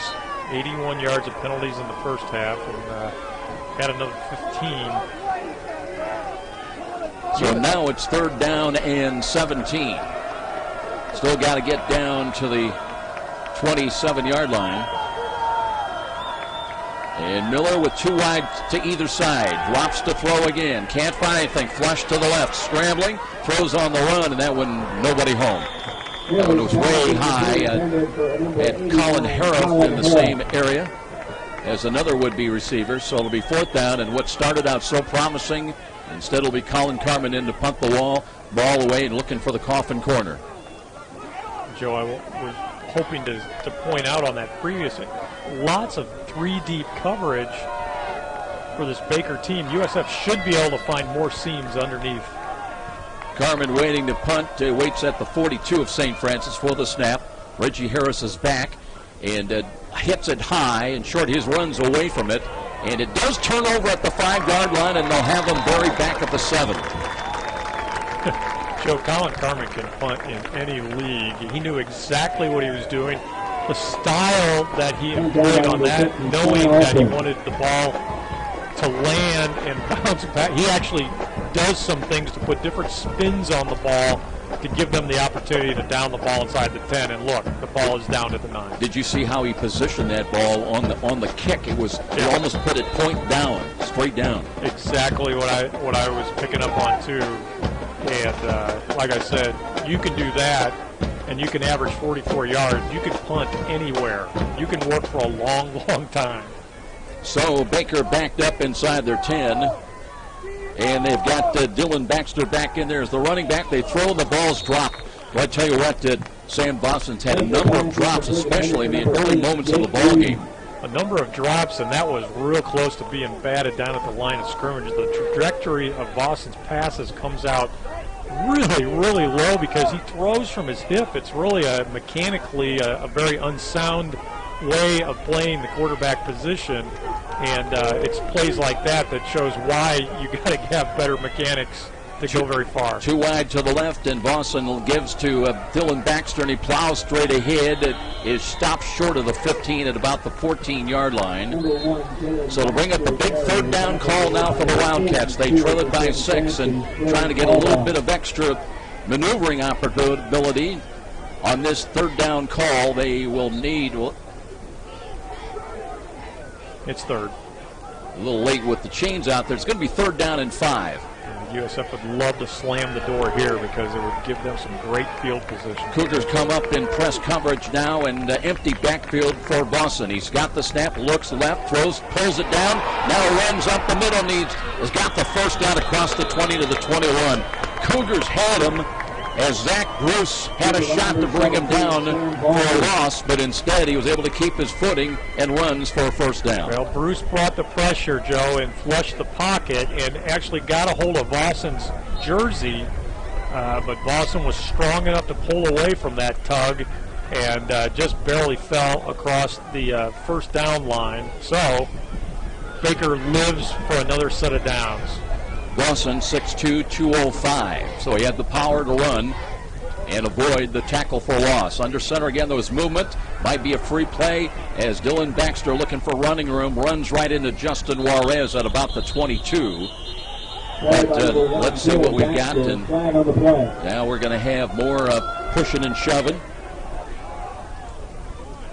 Referee Jeff Otterby, his crew separating things out. And we'll see, looked like encroachment unless they were drawn across. Offside, defense, defensive tackle. 5-yard penalty, first down.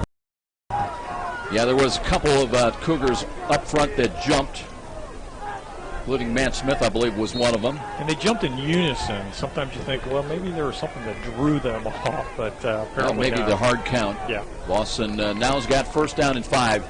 Short delivery, they'll scramble, run it again, and this time runs right into trouble at the 26, maybe the 27-yard line. They'll get a couple of yards.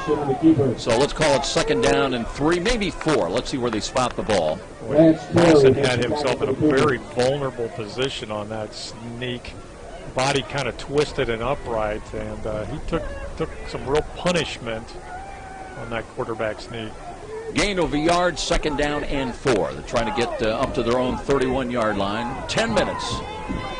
Showing on the clock here, time remaining in this third quarter. Been no scoring either way so far.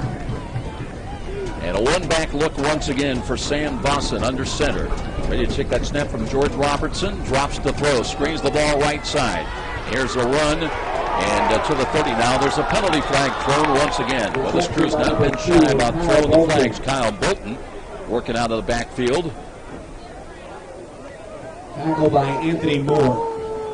Pointing at the offense, I think, Joe, so that's a good sign. Back in the back, number 8 on the offense. 10-yard penalty, second down. That's on Jake Green, trying to help out Bolton a little bit, so that'll wipe out the first down. I'm not sure they had the first down, but instead it'll be a walk-off. It'll be still second down, but much longer now. With a walk-off, the penalty takes the ball back inside the 20 to the 18-yard line.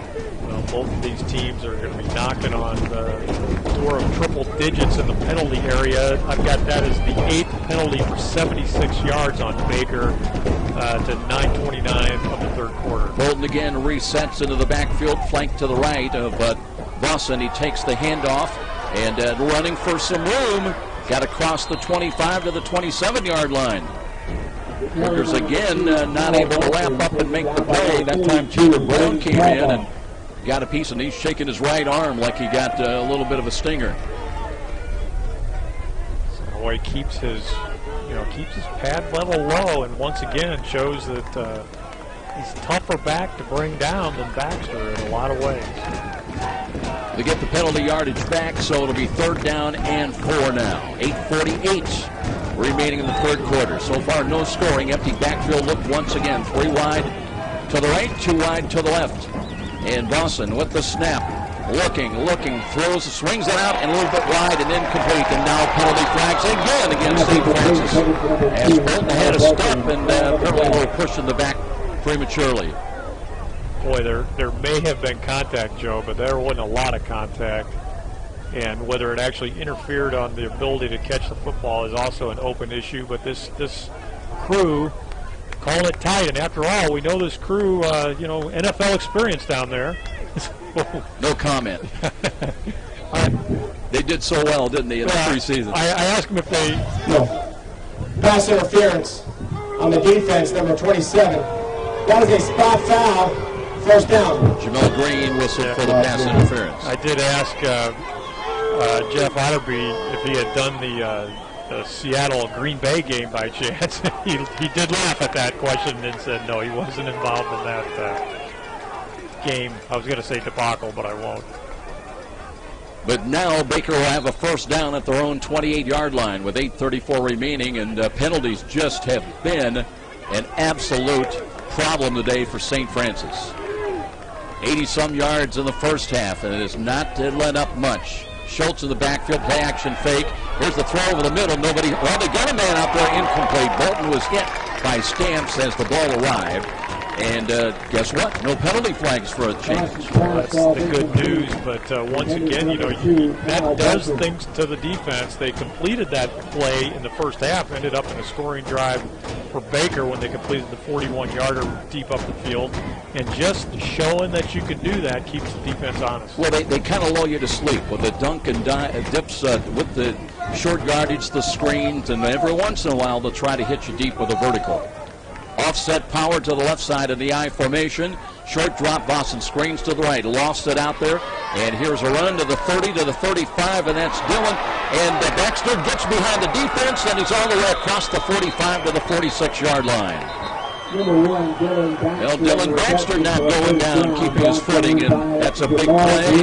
And a new set of downs and improving field position. Baxter looks like he's limping a little bit coming off the field. Well, he got pulled down at an odd angle on that tackle, Joe, from behind, and it's kind of like... He's limping more severely now. Yeah, and you're putting that stress on a lot of things in your lower body when you de-accelerate so quickly and you're being pulled from behind.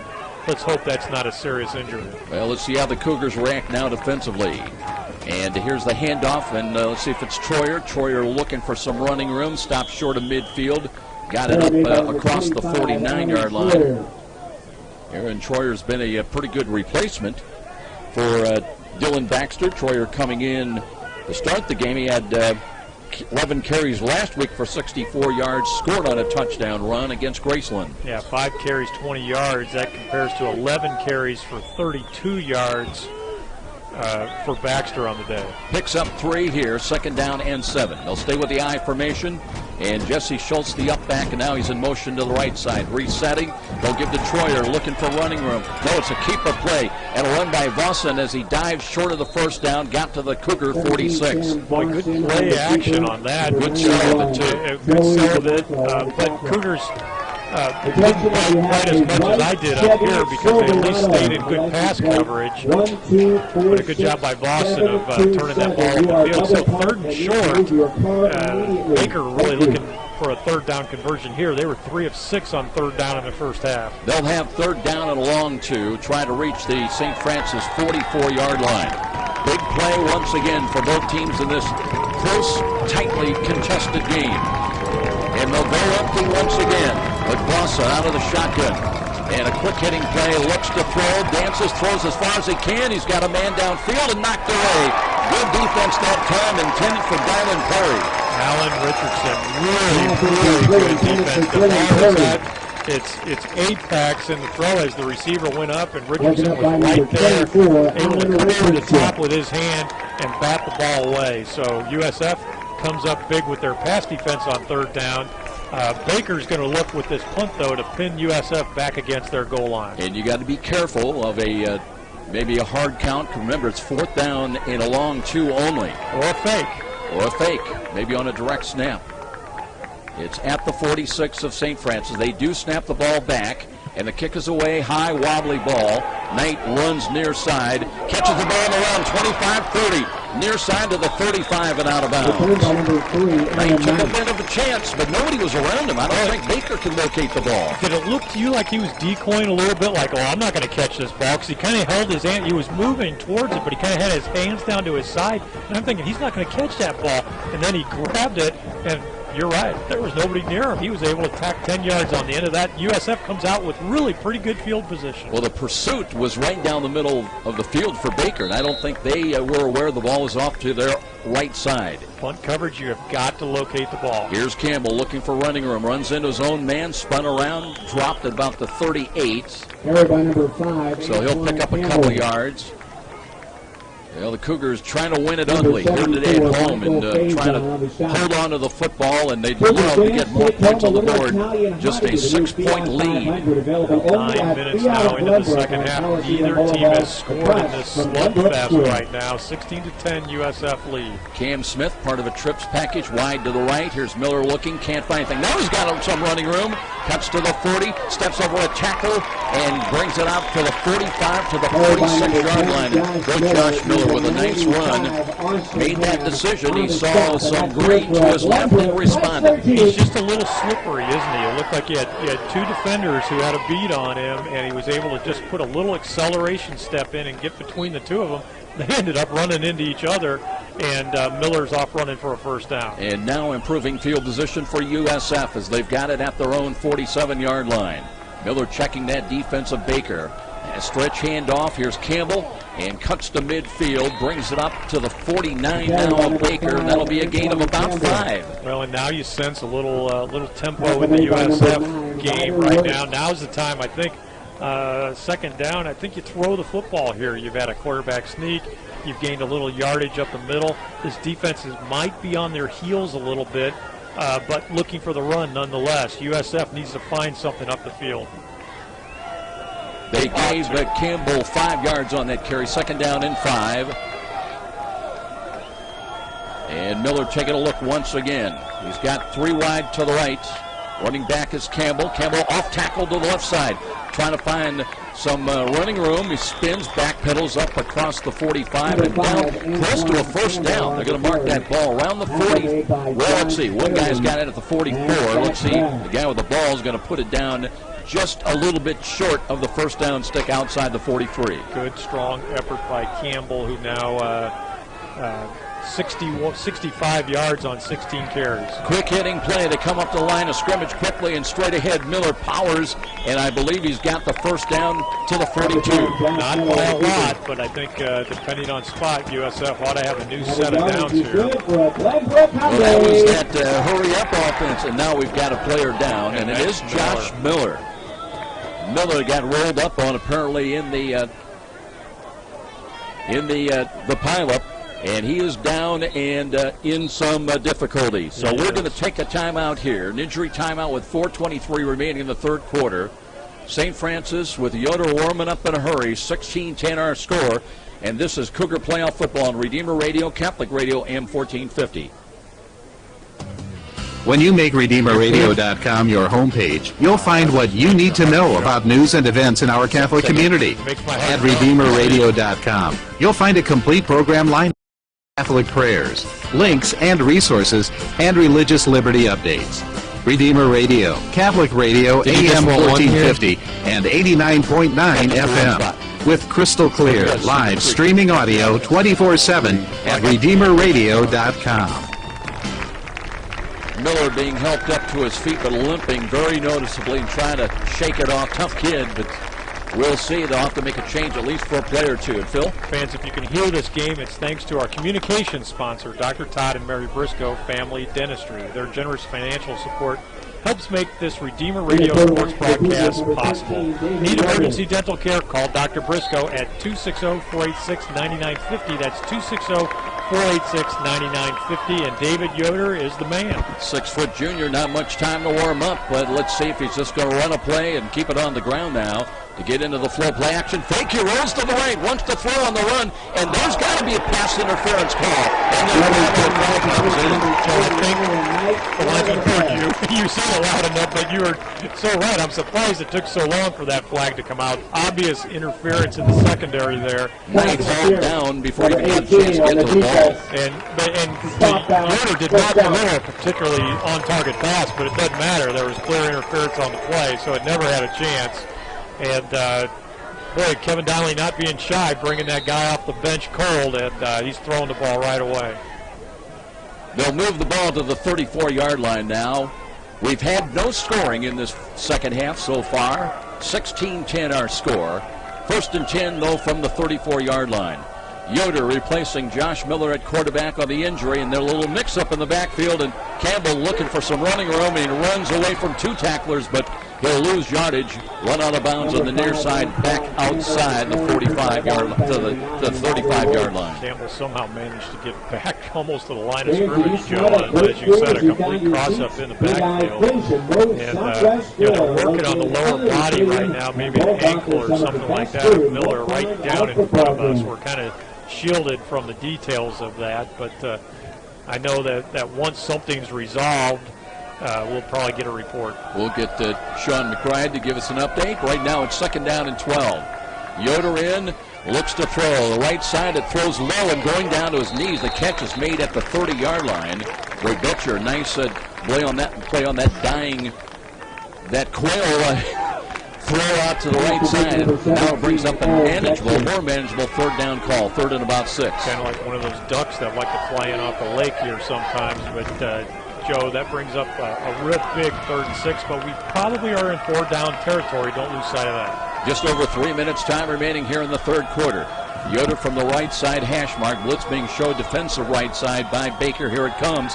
Yoder looking, throws, and he's got Coleman to the 20, and spun around and dropped at the 17-yard line. And Yoder on the money, and Austin Coleman, all he had to do was wait for Coleman, hit him in the breadbasket. Well, Joe, what an advantage to think about all the snaps that David Yoder has taken this year. He's taken more snaps than Josh Miller has, and so you know what he's capable and what he can do. Let's go down and check in with Sean. Yeah, I tell you what, Joe, Miller is up walking. They took his shoe off. They took a brace off. They undid the tape. They took another layer of tape off, and he's up walking around. It appears to be a lower right leg injury, and he might be able to walk this one off, but it'll take a while to get him redressed. Back up to you. Cougars, meanwhile, keep it on the ground with a give to Antoine Campbell, and he gets it down to the 15-yard line with that carry. Campbell didn't get a lot, but he's going to get some forward progress on the spot. Well, Phil, even a field goal looks big. It makes it a two-possession ball game, and arguably, you know, you've got another quarter to follow. But right now, in this kind of a war, any kind of points on the board look huge. Absolutely. A two-score lead would be very, very big as we near the end of the third quarter. Second down and 8. Now they're going to bring Knight from the right side and split him wide to the left, the wide side of the field. Yoder with a play clock down to 5. Looks and hands it off again, and they'll run it down to about the 11-yard line. Campbell again on the carry. Stopped by number 9, Ryder Ward. So third down coming up, and Kevin Donnelly says, you know what? Let's keep it ugly on the ground here and just grind it out, use the clock.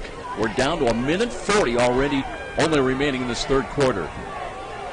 Betcher coming in, bringing the play in from the near side bench. 157 attempts, 91 complete for Yoder this year, a slightly better passing percentage than Miller.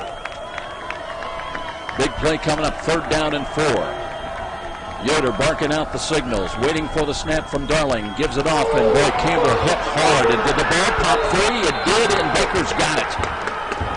Campbell separated from the football as they hit him right after the exchange and then the handoff. And it's a turnover, and Baker with an opportunity now. They'll have it deep, though, at the 14-yard line, but no points on the board for St. Francis. So I think that was Andre Jolly, the big defensive end, who had 16 sacks coming in this game and a whole bunch of tackles for loss, and he got one more, and it was a big one, forcing that fumble. The first real mistake of the day, at least in the turnover department for USF. They had been perfect up to this point of the game. Luckily, it comes as they had penetrated deep into Baker territory, so Baker taking over at their own 13. They've got a long field ahead of them if they're going to put points on the board. Dylan Baxter checks back into the backfield. He's got an offset I formation. Schultz is in, an offset to the left, and the deep handoff whistles blew right at the handoff, at the exchange. And let's see, we're going to have delay game. Number 17 on the offense. That's about the third time today delayed game against Boston. Third time today, so Baker University having some difficulty getting their offense started literally, and it's cost them today. So now they're going to start really deep in their own territory. About the 9-yard line, USF would like to capitalize on the field position game by getting a stop at maybe a 3-and-out. First down, but now first and 15. They'll run the ball with Dylan Baxter, and he picks his way off the left side across the 10 and out to about the 13-yard line. So he got a lot of that yardage. In fact, all the penalty yardage back. It'll bring up second down and 10. USF has really bottled Baxter up. 12 carries now, 36 yards. But, you know, good running backs, Joe, guys who have that talent, and he's been there, believe me. They get better as games go on. Usually they don't tire as much as the defense, so got to be careful of that as we wind down towards the end of the third quarter. Clock under a minute. Now we're down to 41 seconds. It's second down and 9. Actually, Boston out of the gun. Wants to throw near side, looking, can't find anything, and they hit him from behind, and he touches the ball. And St. Francis has got it on the fumble recovery. So turnovers back to back on the possessions, and the Cougars get a big chance. Boston just got lifted behind Joe, and that ball popped up in the air, and I'm trying to get a number on who might be Quindone, I'm not sure. It is. It was Quindone that was. Christmas came early for Quindone because the ball popped up in the air and right into his arms. So turnabout is fair play. USF turns the ball over, but Baker gives the ball right back to USF, and USF in business at the 14. Third turnover of the day by the Wildcats. Harris had a big day. He's in wide to the right, the lone wide out to the short side. And David Yoder stays in there at quarterback now with Antoine Campbell. He wants to throw. Yoder looking, steps up, dances, throws it down, and that one's picked off and dropped. Boy, right into the hands of Scott Schwag. And I don't know. That guy's wearing white. That's not somebody you want to throw to. Yeah, no USF defender really in the area. You don't know where the mistake was made. Under a lot of pressure, and I don't think he saw a lot downfield, and he was immediately knocked to the ground after he delivered the football. Second down and 10, still from the 14-yard line. A little movement now. Yoder backs away. Play clock at 13. So Mike be checking off and calling an audible. Got two wide either side of the field with Campbell the running back. And they give the ball to Campbell. Campbell cuts it at 9 and still on his feet down to the 6, maybe to the 5-yard line, and dragging two tacklers with him. Antoine Campbell responding after that fumble, and just a cut run that time. They'll spot it down to the 6. Nice run by Campbell, and that's going to take us into the fourth quarter, Joe. So here we go, 16-10. Cougars trying to add to their 6-point lead. We'll be back. Cougars playoff football. Radio, AM 1450. This is David Eck at Star Mortgage Lender. I'm proud to support our student athletes and their commitment to being champions. I'm also proud to have helped Cougars for over 13 years get the best mortgages possible. Star locally services all the mortgages we write, and I can answer all your questions and help you find the best mortgage for you. With fixed rates as low as 3.25 APR, now is a great time to finance or refinance with Star. So call me, David Eck, at Star 260-418-6191. Member FDIC Equal Housing Lender.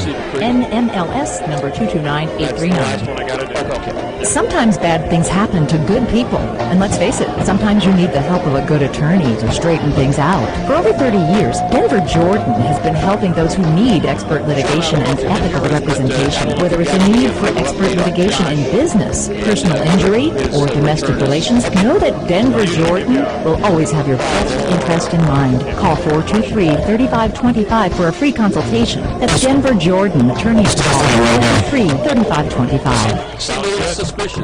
Your attention, please. Welcome back, everybody. Darcy Staples come out and check in with a quick update from Sean McBride. Move a little bit more to the center, Sean. You are double parked. Gold Crown Victoria, license plate UGQ 476. Please move your car again. It immediately. comes and it goes. Just like your paycheck, Phil. It goes real fast. Here we go. Cougars run up to the football now. They've got it at the 6-yard line. It is third down and short. They can pick up a first down without scoring, third down and 2. And referee Jeff Utterby not ready to mark that. Timeout. Baker. By the way, Baker just wanted to take a look at the offense by St. Francis. And we'll be back after this 30-second timeout. 16-10 our score. Cougar playoff football on Redeemer Radio, Catholic Radio, AM 1450. A clean office space. Okay, that's an easy choice. And choosing the right company to clean your business is easy too. Sioka's Professional Cleaning is the choice of a lot of Fort Wayne companies because of the 100% satisfaction guarantee. Sioka's does it with built-in check systems to make sure your business is clean beyond your expectations. With professional cleaning from Sioka's. The best people, the best service. 483-2112 or online at siokas.com. Baker calling that timeout. They got 2 remaining. And let's see, it'll be third down and about 1.5 yards for St. Francis. Yoder stays out there at quarterback. We understand that Josh Miller may be able to return to this game. We'll see if that comes about. They'll go on the goal line offense with Andre Turner, the short yardage guy at fullback. At left half, it'll be Antoine Campbell. Yoder taking a look at that Baker defense. It is third down and about 1 yard. Motion, they'll reset in the backfield, and here's the give to Campbell, off tackle, and he won't get there. Knocked down right at the 6-yard line, so fourth down coming up, and they'll bring Eber on, trying to make it a 2-possession lead. Well, Joe, that attempt, kind of uninspiring, if you ask me. That's easy for me to say in hindsight, but there was nothing there for Campbell to look at. Eber has hit a 27-yard field goal today. He missed an extra point. This one will be a 24-yard field goal attempt. Basically dead on. Waiting for the snap. Carmen is the holder. Right-footed kick. It is all end over end on the way, and good. Big kick by Emerson Eater. Takes it 19-10 with 13-17 remaining in this ball game. We'll be back with more from Darcy Stadium. This is Cougar Playoff Football on Redeemer Radio, Catholic Radio, AM 1450. A bank is a bank. Well, that all depends. Does your bank ask the right questions, and do they know you and your needs? At Tower Bank, we're passionate about knowing our clients, understanding their goals, and helping them to succeed right here in our community. If you're looking for a bank that's home to great personal service and flexible financial solutions, put Tower on your call us at 427-7000 or visit towerbank.net. Tower Bank, where service is a passion, and we're FDIC. Okay. Cougars to kick it off from left to right now. And remember, in the dying moments of the first half, it was a big run to midfield that set up a field goal for Baker to make it close, a 6-point ball game. So you've got to maintain your lanes on this kickoff coverage. Yeah, Reggie Harris, a very dangerous kick returner, Joe. He's averaging 28.7 for a kickoff return. And Dylan Perry actually had that return to midfield, so both of them, and he's doing well. He's averaging 21.7 today. He is, and so either one of these guys real dangerous. You can't kick away from him. Carmen approaching, hits it high, end over end, and that one coming down. It'll be Perry again from the 10, 15, 20. He's got running roll up the middle, tripped up across the 30 to the 34-yard line. Fans, this game is brought to you by Cedar Creek Carryout in Grayville and Cedar Creek Beverage in Leo, where you can find quick, small-town service for all your USF football refreshment supplies. Kick off your good times with Cedar Creek Carryout or Cedar Creek Beverage. Well, Kevin Danley in the pregame interview was talking about at this point there are no imposters, to use his words. Everybody's a good team, and we have seen that out of Baker University here today. They have come to play, and offensively and defensively, they are a load. Little motion, far side behind the line of scrimmage. Boston under center looks and hands it off deep. And here's Dylan Baxter trying to find a couple of yards off to the left. Across the 35 up to the 37. Joe, in some of the early years of the Cougar program, we can remember these first-round games, and what you just said wasn't necessarily true. USF won by some big scores in the first round. You could almost count on that being the case. It was more like there were 6, 7, or 8 programs at most in the country that were really, really competitive at that top level, and then some that weren't. But NAI football is different these days. Lots and lots of good football being played out there. Kyle Bolton into the game, wide to the right. He's had a couple of big catches today. And under center again. Here's a short drop and a throw, and they've got Bolton again with a catch, and he's met immediately. And has the catch across the 40 to the 41-yard line, so it'll bring up third down. And that's been the staple of this Baker offense. You know, they have the short drop and a quick out pattern, and they'll just take what the defense gives. And yards on first down, they've been really effective on yards on first down. And overall for the football game, they are 4 of 8 on third down, and that leads to good third down conversion rates. Third down and 2 right now. Tight offense except for one wide out to the left. They'll hand the ball off, and Baxter's got it. Dylan Baxter across the 45 up to the 47-yard line. Dylan Baxter on the carry for a first down. So a new set of downs as the clock gets out of 13 minutes now. An important series for Baker in their season because they trail by 2 possessions. And, you know, these long drives, they eat up a lot of time, and you can't expect you're going to have a lot of possessions. 14 carries, good for 42 yards for Baxter. Joel Murphy in tight to the left side. They've not really gone to him today much. The 6'8", big tight end. Play action fake now being pursued. The Boston throws low. And let's see if they ruled out a catch at midfield. It looked like it almost hit the turf. Boy, it sure did.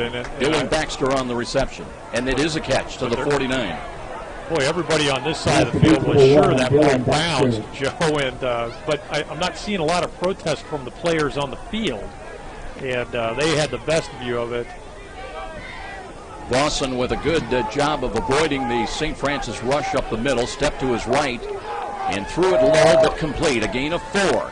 And they'll run the ball again with Dylan Baxter following the pile to the right and got it out to about the 46 of St. Francis now with just inside of 12 minutes time remaining. Well, at this point of the football game, Joe, with a 2-score lead, you got to make sure they earn it. If they're going to score points here, make sure they earn it. Don't give up anything cheap. Take time off of that clock. You don't want to give up points, obviously, but if you do, get it down to a manageable number on that clock, and you can eke out a win at this price fight. Nose of the football just outside the St. Francis 46. Tight formation again, except for one wide, and now that'll cost them his jolly. Boy, when you're 6'8", 265, you get noticed when you come across too early. 39 on the offense. 5-yard penalty. Third down. Joe, that's going to be the 11th penalty on the day on Baker. 92 yards. USF 10 penalties for 97, so both teams in the 90s. Both coaches will be seeing yellow in their dreams, their nightmares tonight. No doubt about that. We have had laundry all over the field. It's laundry day at Darcy Stadium. Marcus Neal was in for that last play, but checks out now. 3 down defensive linemen for St. Francis, 3rd down and 7. High snap, but they'll run the ball, and here's Baxter. Again, driving the pile inside the 45 and got close to the 44. That's close to a first down. Joe, that's one of the better runs we've seen out of Baxter today. In fact, I wasn't even sure that was Baxter running, but it is. Showed some real good power and ability to carry a couple tacklers on his back. We have not seen that from him today. Clock exactly with the 11 minutes time remaining. It is 4th down and 1, and this might be the ball game right here for Baker. Harrison wide to the right. Alan Richardson will have the coverage. Other than that, tight formation again. And watch Schultz. It can go vertical, but they'll give it to Dylan Baxter, and he lost the football, but bounced right back to him at the 40-yard line of St. Francis. I saw the football as he was coming down. It was loose, but he fell right on it. And they come up, and boy, I tell you what, this team, they can go up. Yeah, they can, and it's almost like that must be a style of running that they teach here, because we've now seen it 3 times today where, old school football, you did that a lot. You saw that tailback leap. You don't see it so much in football because of the way the defenses are today, but New Baker does it. For the Wildcats. Empty backfield now. Boston has got the snap. Looks, flush to his left, looking to throw short. Completes at the 36, and a run inside the 30 after the catch down to the 29-yard line. So you got Baker on the move right now, Joe. Devin Rush with the tackle. He had a pretty good first half, 4 tackles in the first half. Another first down for the Wildcats as they move the chains. And they'll have it 1st and 10 at the St. Francis 29-yard line. Dylan Perry in. He's wide to the right. And a one-back look. Boston under center. Looks to hand it off deep. Here's Troyer and cuts to his right. Brings it to the 25, and now there's a late penalty flag. Well, somebody's going to go into triple digits now, Joe, in the penalties. Number 65 on the offense. 10-yard penalty. First down. That goes against Jordan Robertson, the center. But that's maybe why Troyer was able to find all that running room back to his right. Play was designed to go off a guard, between guard and tackle to the left. Nothing there, and he cut it back for a good gain, but now they walk him off, and penalty moves the ball back to the 39-yard line. 12 penalties, 102 yards now for Baker, so they win the race to 100 yards in that category. They'll have one wide to the right. They'll bring Reggie Harrison wide to the short side to the left. They're checking. I don't believe that is him. They'll run the play-action fake, and they throw, and there's nobody there with a catch. And that's a big catch, and that may be Joel Murphy. It is Joel Murphy, the 6'8" tight end. As there was nobody within 15 yards of him, right about the 35-yard line, and he runs it down to about the 27. So you had a big advantage on first down. Now you go on to second down, and after the 12-yard gain, it's a much more manageable 2nd and 8. For Baker, they're inside the 30-yard line now, getting close to field goal range. Kyle Bolton in wide to the right. And under center, Vossen looking to hand it off and gives to Dylan Baxter straight ahead, and he breaks out of the crowd inside the 20 to the 15 and down to the 10-yard line. He just kept the legs turning, and nobody was able to wrap up on him. They had him stopped initially, but he was able to just slide out to the left. Well, USF looking a little tired down there on the field right now defensively, Joe, and you can see from the body language that that's the case. And in this prize fight, you can't get tired. USF needs to find a way to get a spark in that defense right now. First and goal from the 10-yard line. Bolton in wide left, wide out to the right as well.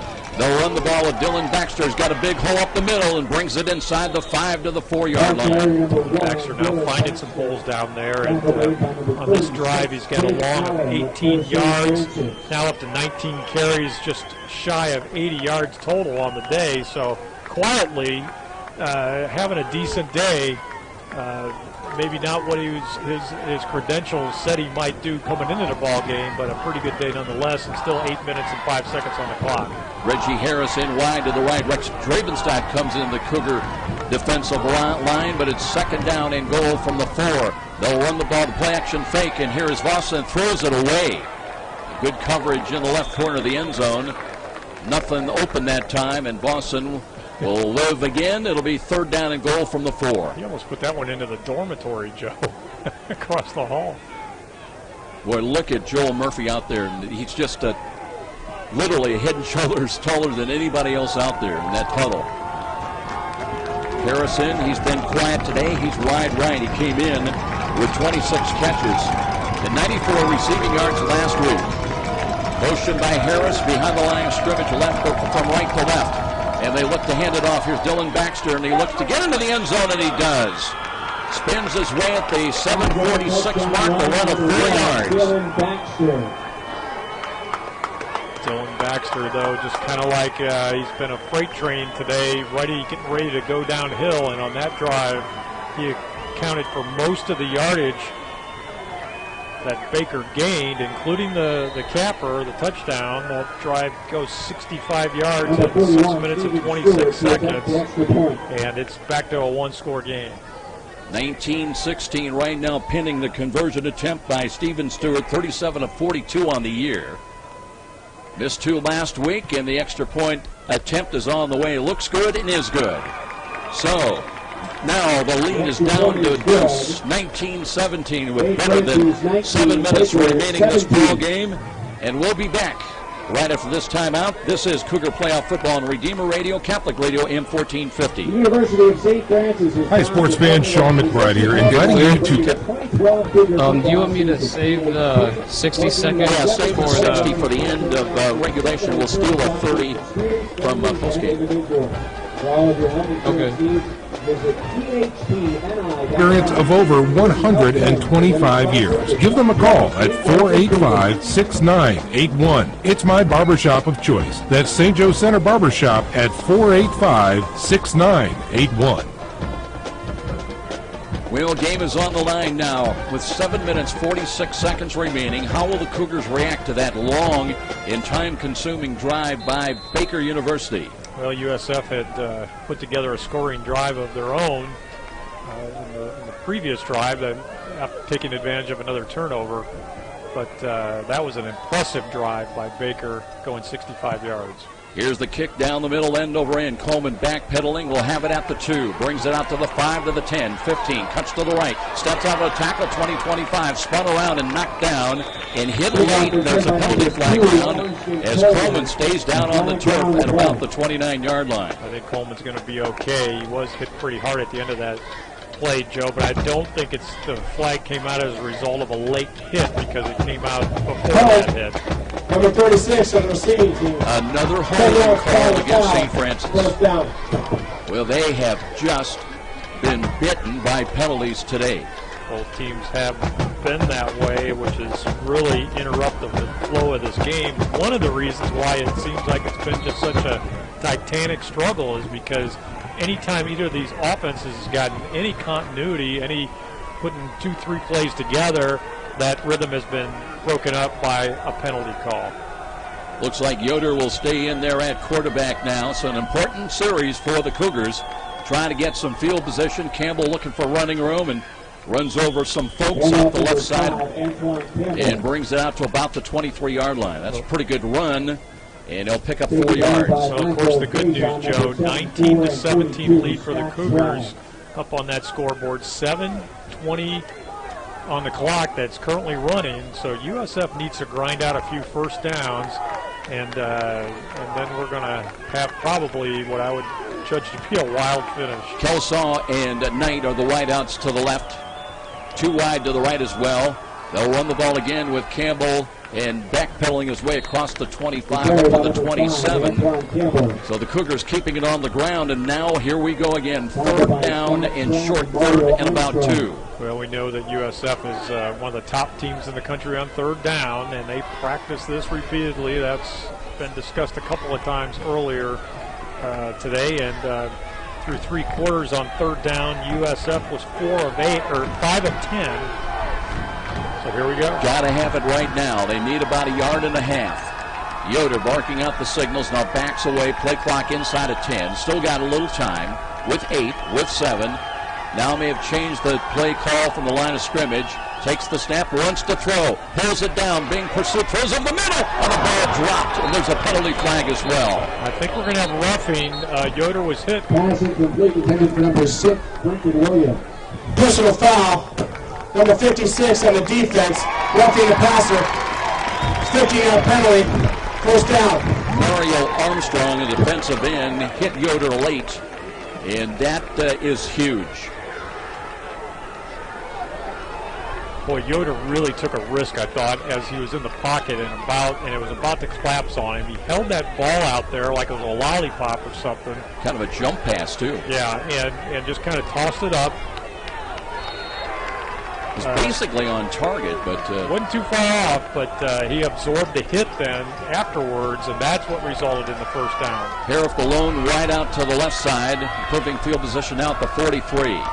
With 6:12 remaining, Yoder gives to Campbell. Campbell left side, bangs at the up to the 45, and maybe gets another yard to the 46-yard line. And again, the Cougars trying to win it ugly here today at home. Their lead is just 2 at 19-17. Clock now is ticked down to under 6 minutes. Timeout situation. USF has 3, all their full complement, 3 timeouts left. Baker, recall, on the previous drive by USF, called one of theirs, so they've got just 2 left. They can stop the clock twice. Campbell picks up 3, 2nd down and 7. Yoder taking a look at that Baker defense. Play clock is at 9. He's trying to use as much time up as possible with 5:28 remaining to be played. And the give is a little roll out to the right. Yoder looking and got to throw the ball away. Trying to make a play and looking for Cam Smith, but really not much there. Being pursued once again. They were coming at him. Andre Jolly bearing down on David Yoder. Coleman down on one knee. I believe that's maybe just for a shoelace, though, with 3rd down and 7. Either that or he's doing the Tim Tebow down there. I'm not sure which of those 2 it is, but he looks like he's alert and awake. Play clock is running down, and we're down to 15. Coleman is, whether it's tied or not, he's in there to go with it. Again, Yoder walks away. Play clock at 7 and 6. And Mathewson now checks into the backfield with 3, with 2, with 1. He's got the play underway. Looks to throw right side. It's wobbling. The ball is caught at the 32 on the right side. And that's Cam Smith on the right sidelines and knocked out of bounds inside the 10-yard line.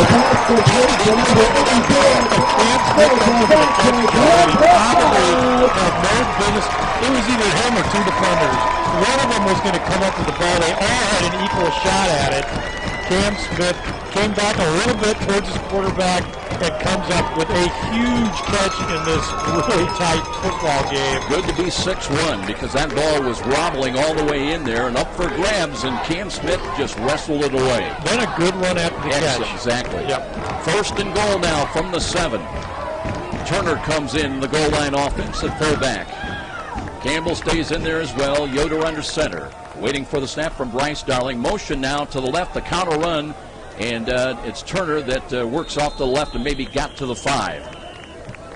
Well, 3 isn't bad in this situation, Joe, because it puts you up by more than a field goal. Tackled by Ryder Wirtz and Scott 6 and or 7 is big. A lot better.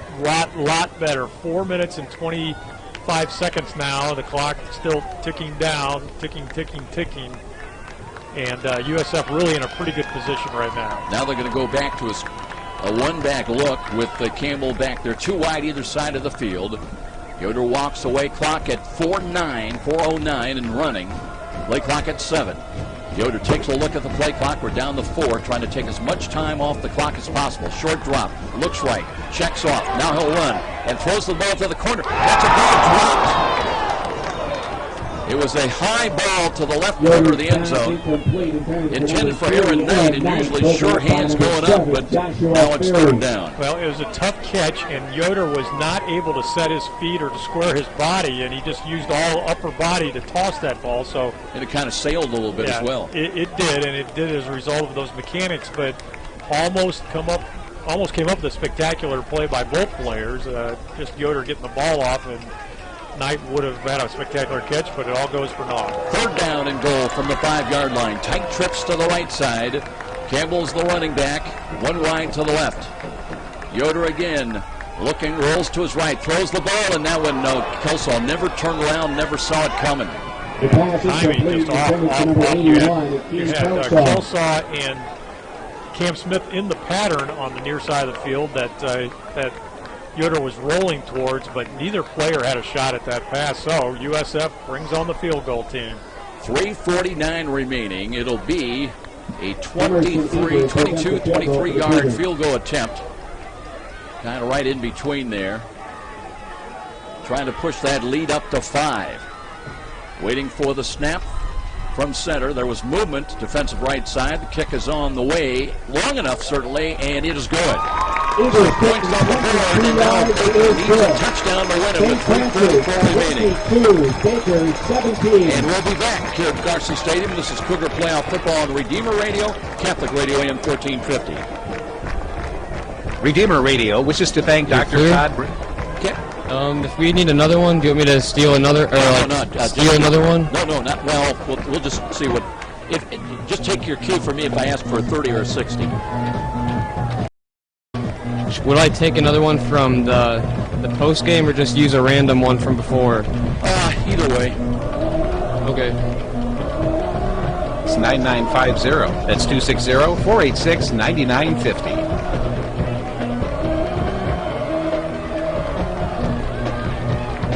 Lead of 5 now for St. Francis.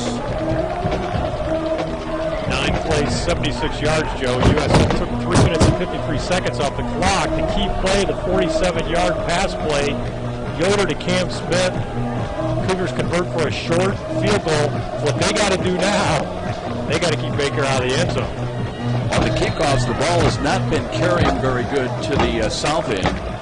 Let's see if they try to squib it and keep it away from Perry and Harris. No, they kick it high, end over end. And running up to it, it'll be returned from the 10-yard line. Return across the 20, 25, and up to the 27. That is where Baker goes to work on offense now with 3:39 remaining. Let's go down and check in again with Sean McBride. That's exactly what the defense needed, was some time to get a rest. That great offensive drive should propel the defense to go to a drive here, because when they came off the field last time, they gassed. Baker now 71 yards away from winning or losing. Great observation by Sean, because that's what we were talking about, and get a pretty good drive there. And now they just got to, obviously you got to suck it up for the end of this game, but they've had a time to get a little bit of a rest. No time to leave anything but everything on the field right now. Lawson looks to Dylan Baxter, and he's tripped up. He crossed the 30, got another yard to the 31. Baker's had 3 turnovers today. St. Francis 1. That's been huge, and what is now just a 5-point lead, though a lead nonetheless for the Cougars. Baxter really gashed USF on that last drive. Now with 86 yards of total yards, 89, 21 carries, 89 for Baxter. Lawson looking in, short drop, airs it out to the right. He's got a catch, and off the second effort. Boy, Cougars have 2 guys on the receiver, and he's able to break tackles and bring it out to the 39. Yeah, that was big, too, because it's the difference between bringing up third and about 5, and it's going to bring up third real short. In fact, it's going to be a first down, Joe. That second effort led to the first down. Clock is stopped, now runs again. It'll run inside of 3 minutes before the snap of the football. They were leaning forward, but got away with that. And here's Dylan Baxter off the left side, carrying tackers up the midfield and into Cougar territory to the 39. Well, when the tough get going, the great running backs get going, and that's what we're seeing out of Dylan Baxter right now. There's a young man that knows something about scoring touchdowns. Well, they gave him a great spot to the 48. He never was there. Yeah, they got every inch of the length of his body and where he might have been able to reach the football to if he had been all spread out on the field. You are right about the spot. Clock is a factor now. Cougars bring in a fourth defensive lineman down front. And under center again, they look to throw the ball. Dawson looking, and throw it away. And St. Francis at the 35. Jamal Green with the 50 is up across the 41. The fourth turnover of the day, and Dawson can't believe it. Yeah, and I can't believe he threw the football, Joe. There was no receiver in the area, and he's been so good today. With one exception early in the game, which was kind of a fluky play of throwing the ball away. Now there's a penalty flag down the field. Let's get this sorted out before we celebrate too much. Jeff Hunter be our referee. He's checking with another member of his group. Personal foul. Result of the play is interception. After the play, personal foul, unnecessary roughness, number 49 on the offense. At 15, first down.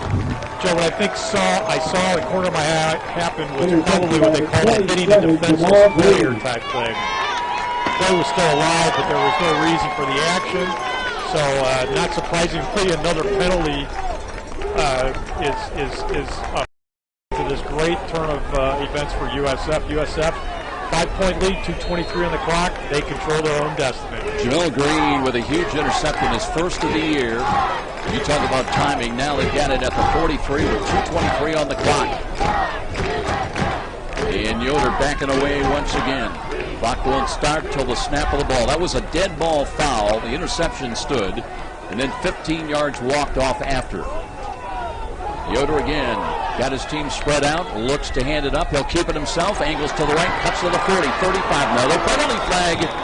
And that one's coming back. David Yoder on the keeper, flag on the play. And you can't do anything today without drawing a flag. It's crazy. You know, a lot of times they say in playoff football, the officials are going to give you the benefit of the doubt. There are 2 fouls on the play.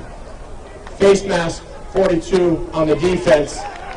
Hold, 81 on the offense. Those fouls offset. Replay, first down. All right, that works. That works when you're trying to run the clock. I'll take all those extra downs we can get. 2:17 on the clock. Kind of a do-over. Now Baker can stop the clock twice. They have 2 timeouts. USF has all 3 of their timeouts. Of course, they're not going to be interested.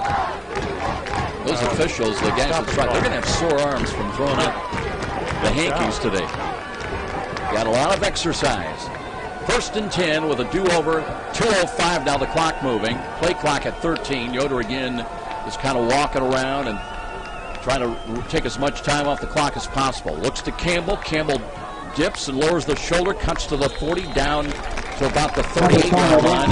That's big because he's going to pick up about 5, maybe 6 yards on that carry to run the clock down to a minute 45. Yeah, Baker's got to start thinking about using those 2 timeouts, Joe, and if USF can convert for another first down here, it's almost victory formation time. We're clicking down now to 1:30 on the clock, and USF has still got another 18 seconds to burn. Baker's not going to stop the clock, but I imagine after this coming play they will.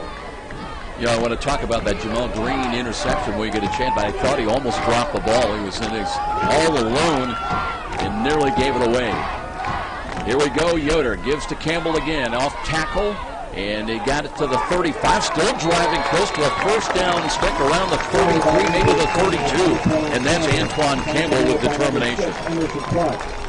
And now with 1:09 on the clock, whether it's a timeout or they're close enough to measure, had a couple of, I think they're short of the first down around the, where's the ball?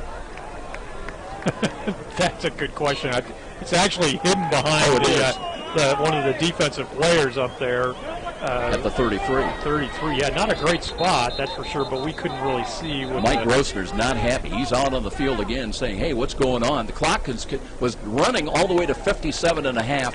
Phil, and I think they've got to put some more time on, I believe. Yeah, they placed the ball, and there was clearly confusion as to the clock operator and what the officials wanted down on the field. They placed the ball, and really there shouldn't have been a reason to stop the clock. Now it is a first we're down. actually moving the ball for a first down. The clock does stop on a first down until you get it placed, and then you restart the clock. A lot of confusion, but though. Baker's going to want a timeout here. Well, Mike Rosner may argue if it's a first down, the clock should have stopped at that point. We don't have to use a first down. Which would have been a minute. Please reset there you go. the game clock to 104. The game clock will start on my signal. So now they could take a timeout. They still have 2 left, but it'll be 104 on the clock. St. Francis does have a first down, and again, not to underestimate the great drive and determination by Antoine Campbell that last carry. He needed 5, he got 5. Now they're going to go into the victory formation. With under a minute, the clock is running, and Baker still has not used either of their 2 timeouts. And they'll take the play clock down to 2, and now take the snap, and Yoder takes a knee. Clock stops right now with 36.7 seconds remaining. So I believe Baker's taking one of their 2 timeouts left. Baker. That's the and we'll keep things right here. Really a great clutch performance by USF, and coming up with that interception on the final drive, but really an inexplicable pass from Boston with none of his players in the area, and USF is going to win the prize fight today. Well, Josh Miller may come over to talk to Boston after the game and says, "Welcome to the club, buddy. I know how you feel." Josh Miller didn't have a lot of times to choose from with deep receivers. Neither did Boston, and just hope for something good to happen. But Jamal Green was there, the black and silver to intercept. Jamal Green coming up with the big play, turnovers. We talked about that at halftime, Joe. What did we say this would come down to? We said it was going to come down to who's going to make the fewest mistakes in this football game. Well, the biggest one was made by Boston on that last drive when it looked like Baker had an opportunity to take the lead. Now they snap the ball again. The clock runs with 32 seconds. And Baker does have a final timeout to use. They use that right now. So 30.8 seconds remaining. Cougars just have to take one more snap, and that should be the ball game. Cougars coming over to the near side. They'll huddle. Speculation will begin. Where will we be next week? The Cougars coming in this game had won 9 straight opening round games in NAIA playoffs. The last time they had lost, I think, was to Campbellsville. You remember that game in Campbellsville? Yeah, the tapered end zone. Tapered end zone, crazy field with the big crown in the middle. Absolutely, they ran the option on us all day long, and it was about 65 degrees, as I recall, in the middle of November. Last time, that's back in about 2002, the last time USF lost a first-round game. And, of course, Cougars have been used to going on the road in the first rounds. Hadn't been home in a first-round home assignment since 2008. Now with 30.8 seconds remaining, it's 3rd down and 13, but that's all academic. Yoder takes the quick knee, and that should do it. As we're down the clock to 25 seconds. They've not marked the ball ready to play, and that will be that. So St. Francis, ugly win today. They really capitalized on the turnover differential. 3 against, or was it 4? 4 total. 4 total plus 3 because USF turned it over once themselves. And that really spelled the difference in the ball game. Other than that, Baker came in solid credentials, played well today offensively and defensively. The big play in the dying moments with the interception by Jamal Green proves to put St. Francis into the second round as they win it here at home today, 22-17. Waiting Coach Donnelly, and of course there's going to be a lot of positive discussions. I know Coach Donnelly had a lot of respect for Mike Grosner and this Baker University team coming in, and they were not disappointed. They came to play, and it was a dogfight all the way to the end.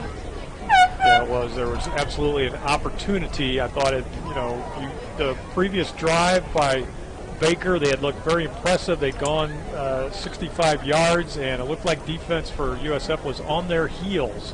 And they had cranked out a first down on what could have been the game-winning drive, and then Boster on a 3rd down play just threw an inexplicable interception, and USF capitalized. They did their job. They got the ball, and they ran the clock out. Tell you what, Sean McBride is waiting for the handshakes to subside, but I know that Coach Donnelly, Sean, will go over and address his team. We're going to take a timeout. We'll come back with post-game comments. Sean, hopefully with the coach and maybe a couple of players as well. 22-17, the final. St. Francis holds on and wins this opening round playoff game. This is Cougar Playoff Football on Redeemer Radio, Catholic Radio, AM 1450. Welcome to Carland, ma'am, where we have the biggest selection, the best deals, and huge savings. And we'll have just one more spot, one break. I'm sorry. What's so funny? It's just that I've been to 6 car dealers today, and they've all wanted to show me their big selection and their huge savings. Oh. Hey, how's your award-winning service these days? Well, now that Look, this has been great, but I'm just going to go see the Dodge boys at Glenbrook Dodge Chrysler Jeep before you try to give me free car washes. But we do have free car washes. Stop it! I'm going to pee my pants! We have magnets. The Dodge Boys are not like any other car dealers. They're about you, keeping more of your money. During Ram Power Days, get $3,000 back on Dodge Chargers, Ram Light Duty trucks, and a down payment match on all quad, crew, and regular cab Ram Tough trucks during Power Days. As always, get $3,000 minimum for your trade. Go to Glenbrook Dodge Chrysler Jeep on Coliseum Boulevard under the giant American flag, or online at glenbrookdodge.com. Now, with analysis of the game, what went right, what needs some work. Let's go back to the stadium with Art Mendelbaum, the judge, Phil Houck, and the voice of the Cougars, Joe Parson. And we've got our round robin of workers with us today. The judge, Phil Houck, back with us and enjoying this opening round Cougar playoff victory at home. 22-17 over a very game Baker University Wildcat team. Baker came in at 8-2. They close out their year at 8-3, and St. Francis now 9-2 overall, and waiting for pairings tomorrow.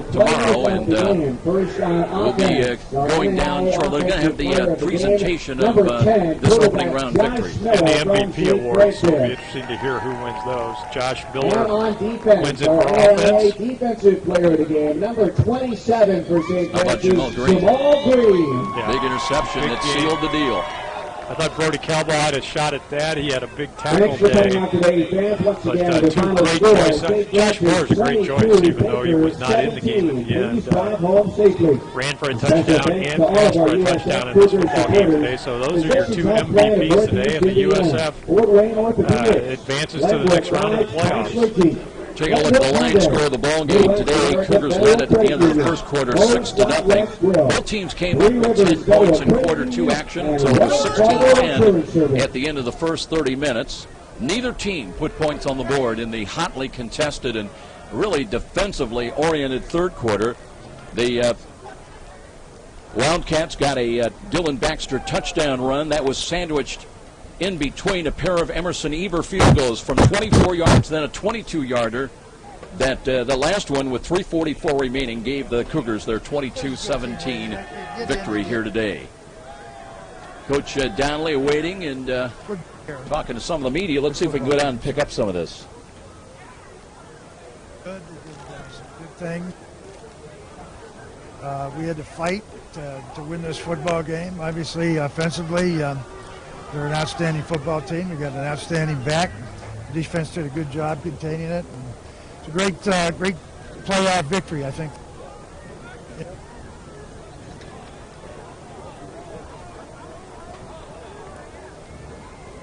Well, we got some comments from Coach D. Our system cutting in and out a little bit here with all the bodies swarming around there. Coach D pointing out making play and tough drives. Thought we could have had another touchdown or two. Kids played hard, and I'm proud of it. Happy to come away with a win today. Coach, 11 straight opening playoff victories now. What does that speak to the consistency of this program when it comes to the playoffs? Great coaching, right? No, it says a lot about the kids that we have and the character that they.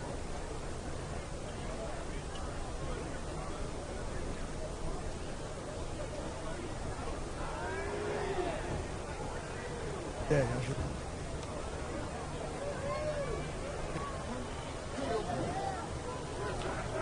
Sean, we still got you. think you're going to have to separate yourself a little bit from the bodies. Tell you what, we'll give you a chance here. We'll come back to you. We'll take another timeout. We'll be back with further comments in our post-game coverage. Cougars win it to advance to the second round. They win it here today, 22-17. And this is Cougar Playoff Football on Redeemer Radio, Catholic Radio, AM 1450.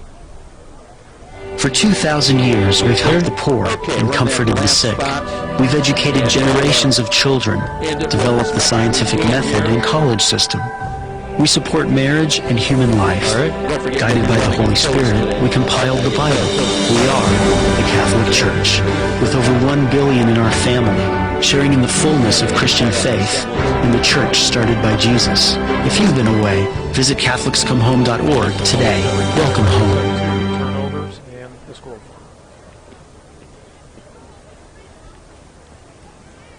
Back at Darcy Stadium, along with the Judge Phil Houck, I'm Joe Parson. Sean McBride has been joining us down on the sidelines today and trying to get the system to work. I don't know if we're going to have success or not, Sean, but if we've got you, we'll let you keep moving around there.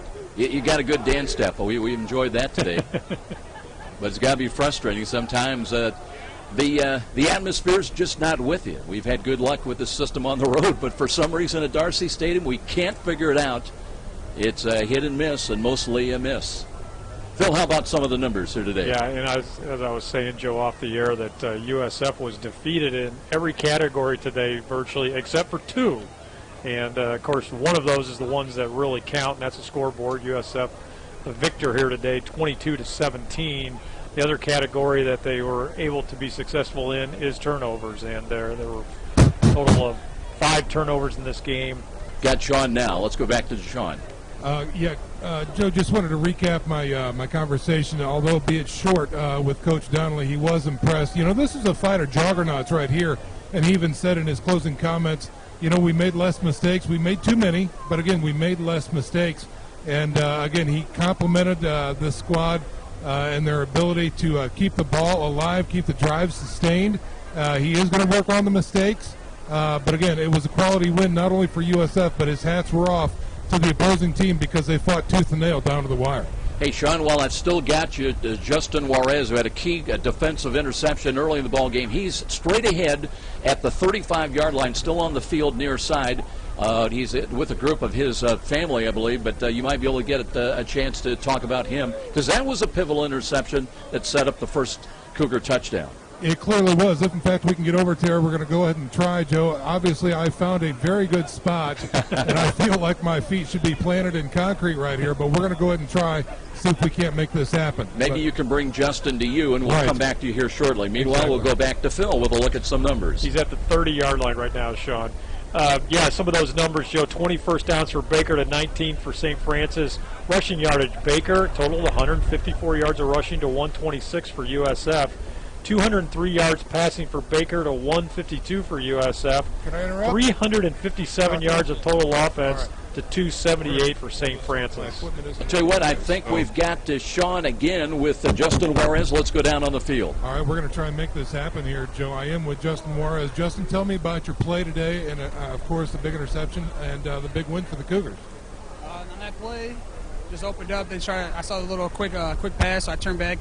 Dome made a great job collision the receiver as he caught it, and went right in my hands, made the play.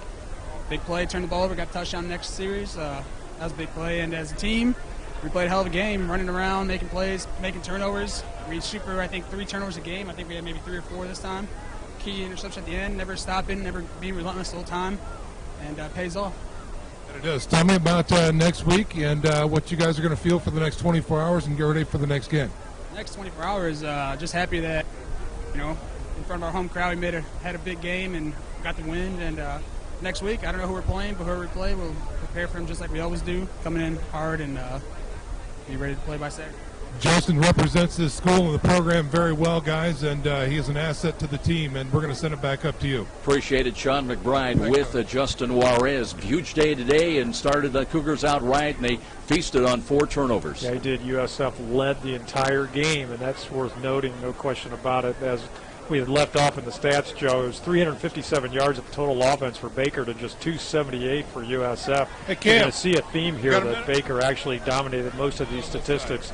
134 yards of kickoff return yardage and 77 for USF. I'll tell you what, Sean McBride has got Cam Smith, and what a catch he made down the stretch. Sean, to ask Cam about that big catch, because that one looked like it was not it was a wobbly ball, but it got in there and he muscled it away. Well, it was a game changer, Joe. That's exactly what it was on the sidelines with Cam Smith. Let's talk about that huge catch late in the game, and tell us what was going through your mind right there. Well, that play's been it had been open most of the game. I knew it was going to be open. It was a little bit of a bad throw. I mean, but I was just focusing on the ball, made a play, missed a few tackles, and it went pretty well towards the end. Well, and you had a lot of yards after the catch as well. We saw two defenders breaking on the ball. You had to pick it out of the middle. What's a lot going up for a ball like that? And then not only spinning and getting great yards after the catch. You just gotta ignore the defenders, pretend like they're not there, just focusing on the ball, and it'll go through your hands every time. Again, in case our listeners don't know, he is a standout from the Bishop Dwenger Saints here in 4 for the University of St. Francis Cougars. What's it going to be like this coming week, getting ready for another round of football? I mean, we'll be ready for anything. I'll be anxious to see who we play tomorrow, but just same game plan each week, go out and perform like we do. Very good. Cam Smith. Sean, great job here today. I know the system dropped out on you, but appreciate you being down on the sidelines with us here today. Yeah, we also saw, Joe, back to the stats, a lot of kickoff return yardage for Baker, 134 to just 77 for USF. But the fumbles lost, and USF lost 1 fumble, and Baker lost 2 fumbles, and add on top of that a couple of interceptions that Baker threw. Those are really the biggest numbers of the day. Now, there was a lot of emphasis by us on the penalty situation. Baker was penalized 13 times for 117 yards. You got your calculator? Yeah, just about. I mean, it was like a pinball machine out there. 11 penalties against USF. They totaled 108 yards, so the penalties really are about a wash there, but just a You said St. Francis had 80-some yards of penalties at halftime. Yeah, they did. So maybe they cleaned up their act a little in the second half. Time of possession, Baker dominated that number, 33 minutes and 3 seconds of possession to 26:57 for USF. Third down numbers, 6 of 11 for Baker. That's actually a little bit better than what St. Francis came away with. 6 of 14, USF, the number 1 third down conversion team in the Mid-States Football Association, and possibly in the country coming into this football game. Fourth down conversions, Baker goes 2 for 2 on those. Red zone chances, though, big number here. USF got into the red zone. That's working with the short fields. That's taking advantage of turnovers. 5 of 6 in the red zone. Baker only got into the red zone, Joe, 3 times, and that's because of those turnovers again. They converted on twice of their 3 visits to the red zone. Individual numbers, Dylan Baxter really had a pretty good game, though. He was kind of like first half shut down, but he kept coming. 22 carries, 104 yards gained by him. He had the big touchdown score for Baker in the second half. He leads all rushers today, but Antoine Campbell, not too bad himself, 27 carries, 95 net yards. Obviously a big, important part of the USF effort today, and it's worth mentioning that Josh Miller, 9 carries, 45 yards, and a touchdown. Passing yardage for Josh Miller, 10 passes completed, 16 attempts, 86 yards passing, 1 touchdown. So you combine those 2 numbers, his rushing yardage, some key passing numbers for Josh Miller, and you got to like the fact that he was named the MVP of this game. Sam Volson, pretty good numbers himself, though, for Baker, 17 complete on 29 attempts, 203 yards. Those are good numbers, except the 2 interceptions are not good numbers, and that's what was the undoing, really, today of Baker. Leading receiver, Kyle Bolton, 7 catches for 78. Reggie Harris, 3 for 48. Jake Green, 3 for 37. Those are the numbers for Baker. USF, not a lot of receiving yards. Akeem Kelsaw had 4 catches, good for 28 yards. We know that Cam Smith had 1 catch for 41. That's not in the quickie stats, so he actually had the most yardage for USF today. Austin Coleman had 2 catches for 25. Aaron Knight, 2 catches, good for 21. Colin Carmen, contributor here today, 3 punts, 42.7 yard average. Average came down a little bit, but that's because he pinned Baker back inside the 10-yard line on one of his kicks, sacrificing distance for placement of the football. So some pretty good numbers. an outstanding number on defense, and I voted for him for MVP. Brody Calbaugh, 18 tackles today.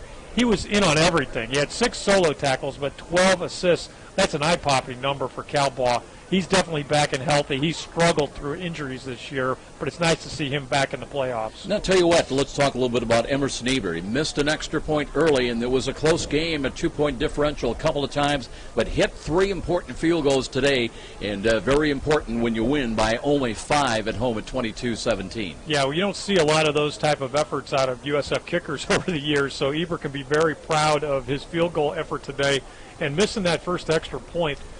It would drive. I mean, if I was a kicker, I missed my first extra point, I completely fall to pieces. But kickers are not made that way. Got to have that next play mentality. They not only have short-term memory, as Coach Donnelly likes to talk about. Kickers have amnesia. They don't remember anything, and that's the mark of a good kicker. Just go out the next time and do your job. So USF really didn't do great statistically today. But all that matters is winning the football game. USF comes out ahead in a great, great football game, 22-17. Now the pairings for the second round will come out sometime tomorrow afternoon, late afternoon, probably between 4 and 5. So Coach Donnelly will know by then, and so will you. You just go to the University of St. Francis website, www.sf.edu/athletics, and Bill Scott will have it up there. But we'll know who and we'll know where, and both those are unknown. Also, watch Twitter or watch Facebook. That may be even a quicker way to get it, but all those media are covered by USF, and that news will get out immediately. And it's going to be big. USF could host another game here, so you may have another chance, fans, to get out and see some great Cougar football. Coach Kevin Donnelly gets his 263rd career coaching victory here today. Not easy, but they got it done, winning it 22-17. Cougars now 5-1 here at Darcy Stadium this season. Special thanks to our studio producer today. His name is Luke Garrison. For the judge, Phil Houck, and Sean McBride, my name is Joe Parson. Till next time, somewhere, sometime next Saturday. So long, everybody. Thanks so very much for listening. In the name of the Father, and of the Son, and of the Holy Spirit.